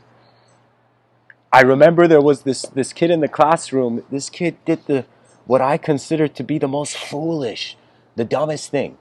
And it wasn't, I shouldn't say dumbest thing. I mean, it wasn't technically the kid's fault, so I wouldn't judge the kid's intelligence. I would judge the person, the angry person. But there was this situation where our classroom, this is again a memory from me when I was 14, our classroom in Iran, so we had to wear these like formal clothing. It was a blue dress shirt and just like, it was meant to be like, you know, blue suede pants. Kind of was like a navy outfit, but it was like people just wore jeans and a blue dress shirt pretty much. That was the whole dress code. So we were all a classroom of like, I don't know, 20 kids or whatever in the classroom. Now we would do something so hilarious where the moment the teacher would step out of the classroom, all the kids would bang on the desk like psychopaths, you know? The moment the teacher would come in the classroom, all the kids would stop. The moment the teacher left the classroom and suddenly the principal would come and say, "What is that noise?" You know? And they would come to the teacher. The moment the teacher would go outside to speak with the principal, the noise would happen again. Now this new principal, like vice principal, let's say, this guy, he was having a bad day that day. He heard us doing this. He was like a strict militant attitude. And he comes into the classroom and he was this Persian guy who, you know, you could totally see his English was limited. And so the conversation was half Farsi, half in English. You know, like when he would get angry, he would use English words. When he would, wasn't angry, he'd speak Farsi. I don't know, it was weird. But anyways, this guy, he came and shouted and he was like scolding the whole class. This kid, I don't know why, he thought that's the good time to retaliate. So he retaliated, and this guy who was angry at the whole class, his anger went on this kid named Milad, you know? And poor Milad, and everybody in the classroom was like, "What the fuck? You know, why do you talk, kid?" You know? Like, all he had to do was remain silent. Sometimes you gotta wait for the storms to pass. You know, if if you suddenly try to fight the storm will break you. So sometimes you gotta, anger is like a storm in a person's mind. It's like they're possessed by their past. the righteousness of how their biased righteousness of the past. That is anger is a possession of force, but it's psychological in the sense that you feel you should be something, the outer realm isn't seeing you as that, and you're like, oh, the anger's there. You know, the wise mind conquers anger quickly. That means in this life, you conquer anger quickly. What does that mean? That means anger is healthy if it arises and then it leaves. But if the person is angry 24/7, that literally means their inner child is held hostage by their own bad perception on their life. That means that person is going through a rough time. If you see someone too angry, at the end of it, you just see a scared wild beast. This is why violence is not the sign of the higher mind.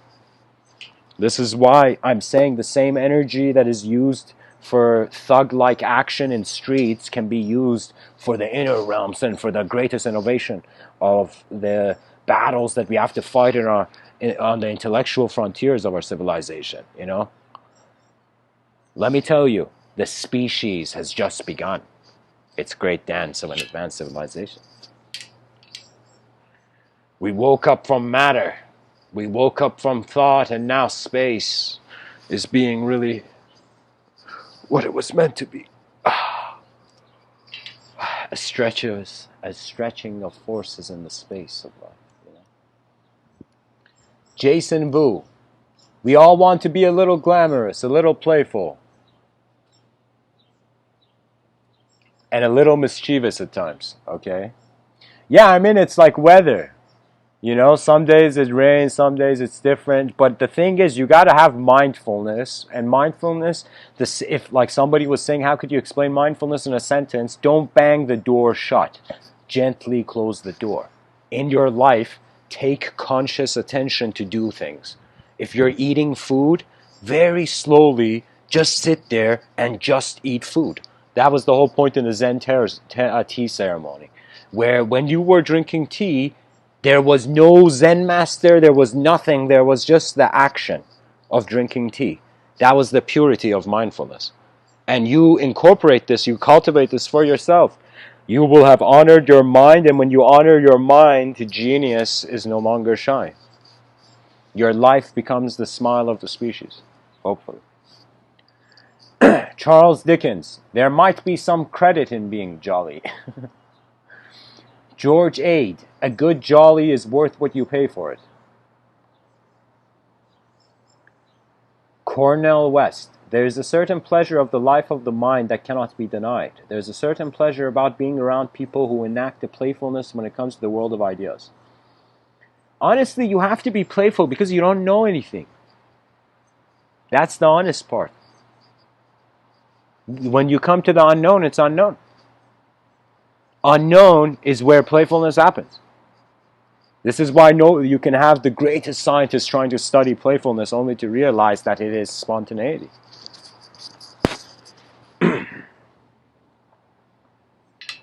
Meredith Sinclair. Being playful is a key component in making us happier, healthier, and more present and connected in all of our relationships. Being playful means looking at something before you think you're it. Observance is really the faculty of the mind. This mind, like the reason we know mind, because we're looking at stuff. It's like, of course, there's something here. You know, it's not just nothing. Deborah L. Rebbe. Being playful liberates the mind, opens the heart, and lifts the spirit. Take the time to play today. Bernie de Koven, a playful path is the shortest road to happiness. Adam Savage says it's sort of a mental attitude about critical thinking and curiosity. It's about mindset of looking at the world in a playful and curious and creative way. Really, it's just noticing it's a process rather than a character in a story. That brings comfort. That brings content. You're like, oh, okay, this thing happening to me is happening to everyone. It's called life, you know?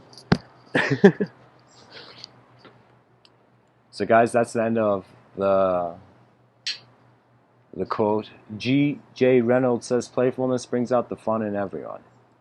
Yeah. The hidden language of the gods. How the gods were not speaking, they were playing. Can you imagine? Can you imagine we become as in a cyberspace simulation, we become like gods and we're just playing?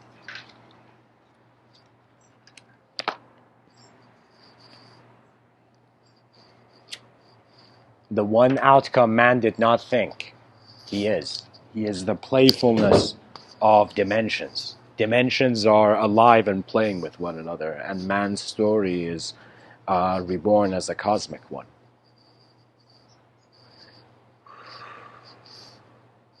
This body, I mean, look at your biological body right now. This is a design. This is a geometrical complexity of forms. Just look at the palm of your hands and try to count the lines. You'll be like, what the? You'll see how many lines the palm of your hand has.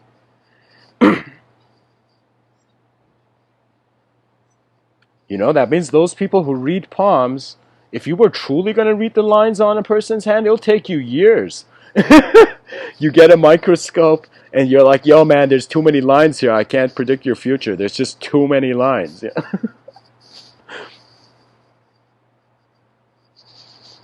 There's a design component to life which the mind must honor. You must treat your intelligence as a designer, not a character in a story that could be judged. There's a pure design level of the occurrence of phenomena. And then, in certain circumstances, and that's why I'm saying life is an opportunity, there is the projection of conscious life. Biology, biological evolution.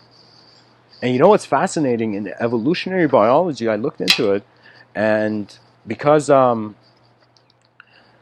medical practices are miraculous in regards to how, like if an alien comes and sees how we save lives, how doctors and surgeons and nurses are saving lives, like they would be like, whoa, this is like an advanced civilization to some degree. We would not be valued at zero, you know?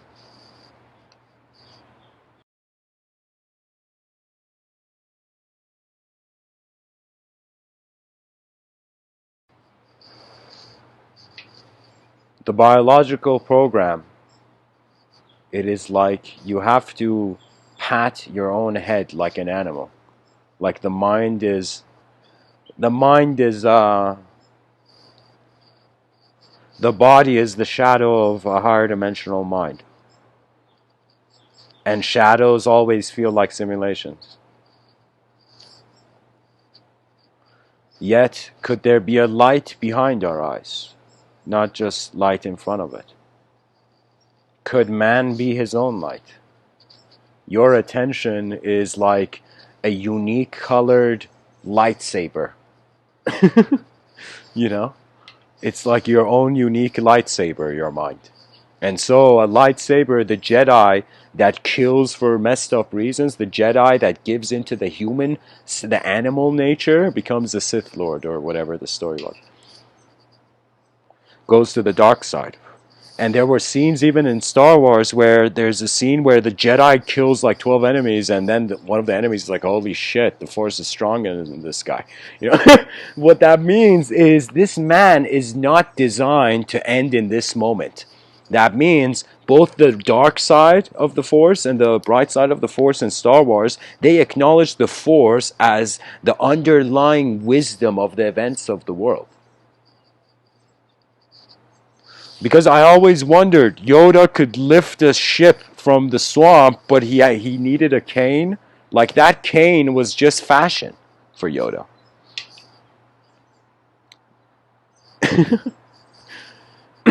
Really, Yoda, you need a cane, buddy? Guys, I'm going to put the picture here so people know what I'm talking about. Uh,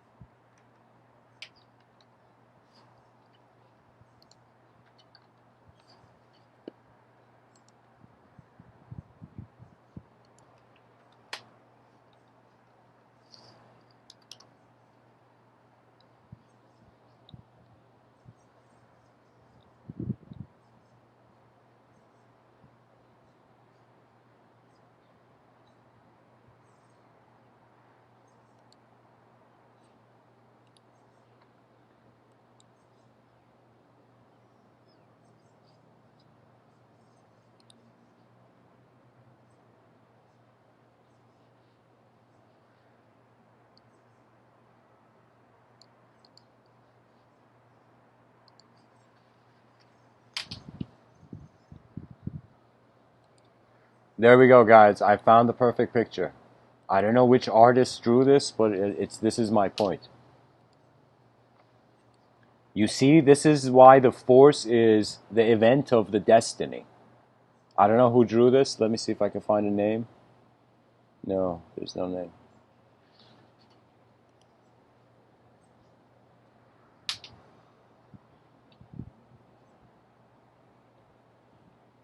Yeah, it's just a random image on a site, on the Wikipedia site, I think.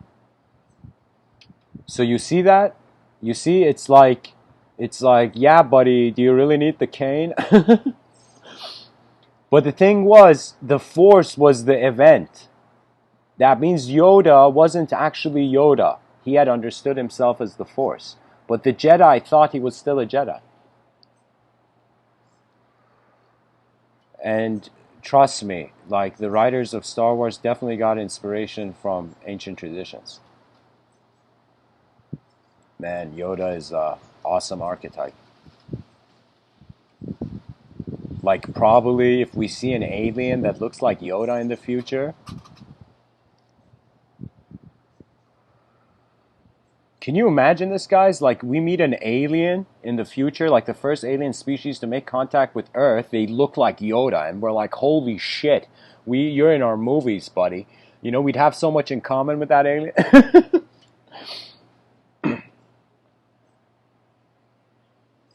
Anyways. Guys, my effort with this talk was just to say that their life is like, as Alfred Whitehead says, it's an event. It's a process. Sorry, the Whiteheadian process. Okay? And when you treat life as a process, you automatically calm down. When you trust your simplicity, playfulness arises. If you don't trust your simplicity, then playfulness doesn't arise. People don't understand. It is okay to try things and want things, but want things that your emotions are there to make you discriminate between your honesty. That means there is an emotional analysis that goes on in the psychology when a decision is wanting to be made. And I'm saying when you realize you're alive once, you are the genetical torch passed down so far, and so what is it that you will do? How will you walk on this earth, you know? And whatever you do, dear listener, bring the new. Protect the new, for that is how the future will be built. Authenticity is very crucial to know, as not something that you have to be. There's no such thing as being authentic, but there is authentic being. It's not an activity, it's what you are, and once you accept it and realize it's okay. It's a strange situation. 8 billion creatures on a rock in the middle of nowhere. I'm actually it's silly, like it makes me laugh all the time why people are not freaking out 24/7. Why people are not going, what the fuck? What the fuck? A rock in a vacuum? You kidding, man? What is this? Like, you know? But we're so relaxed. We engage with the simpler levels of our life. And once you find skill with the simple, then the doors of the complex have opened. Playfulness is a hidden heaven where you are in before you are not.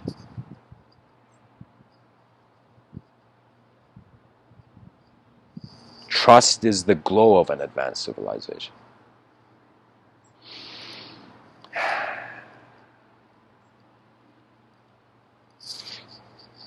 Namaste.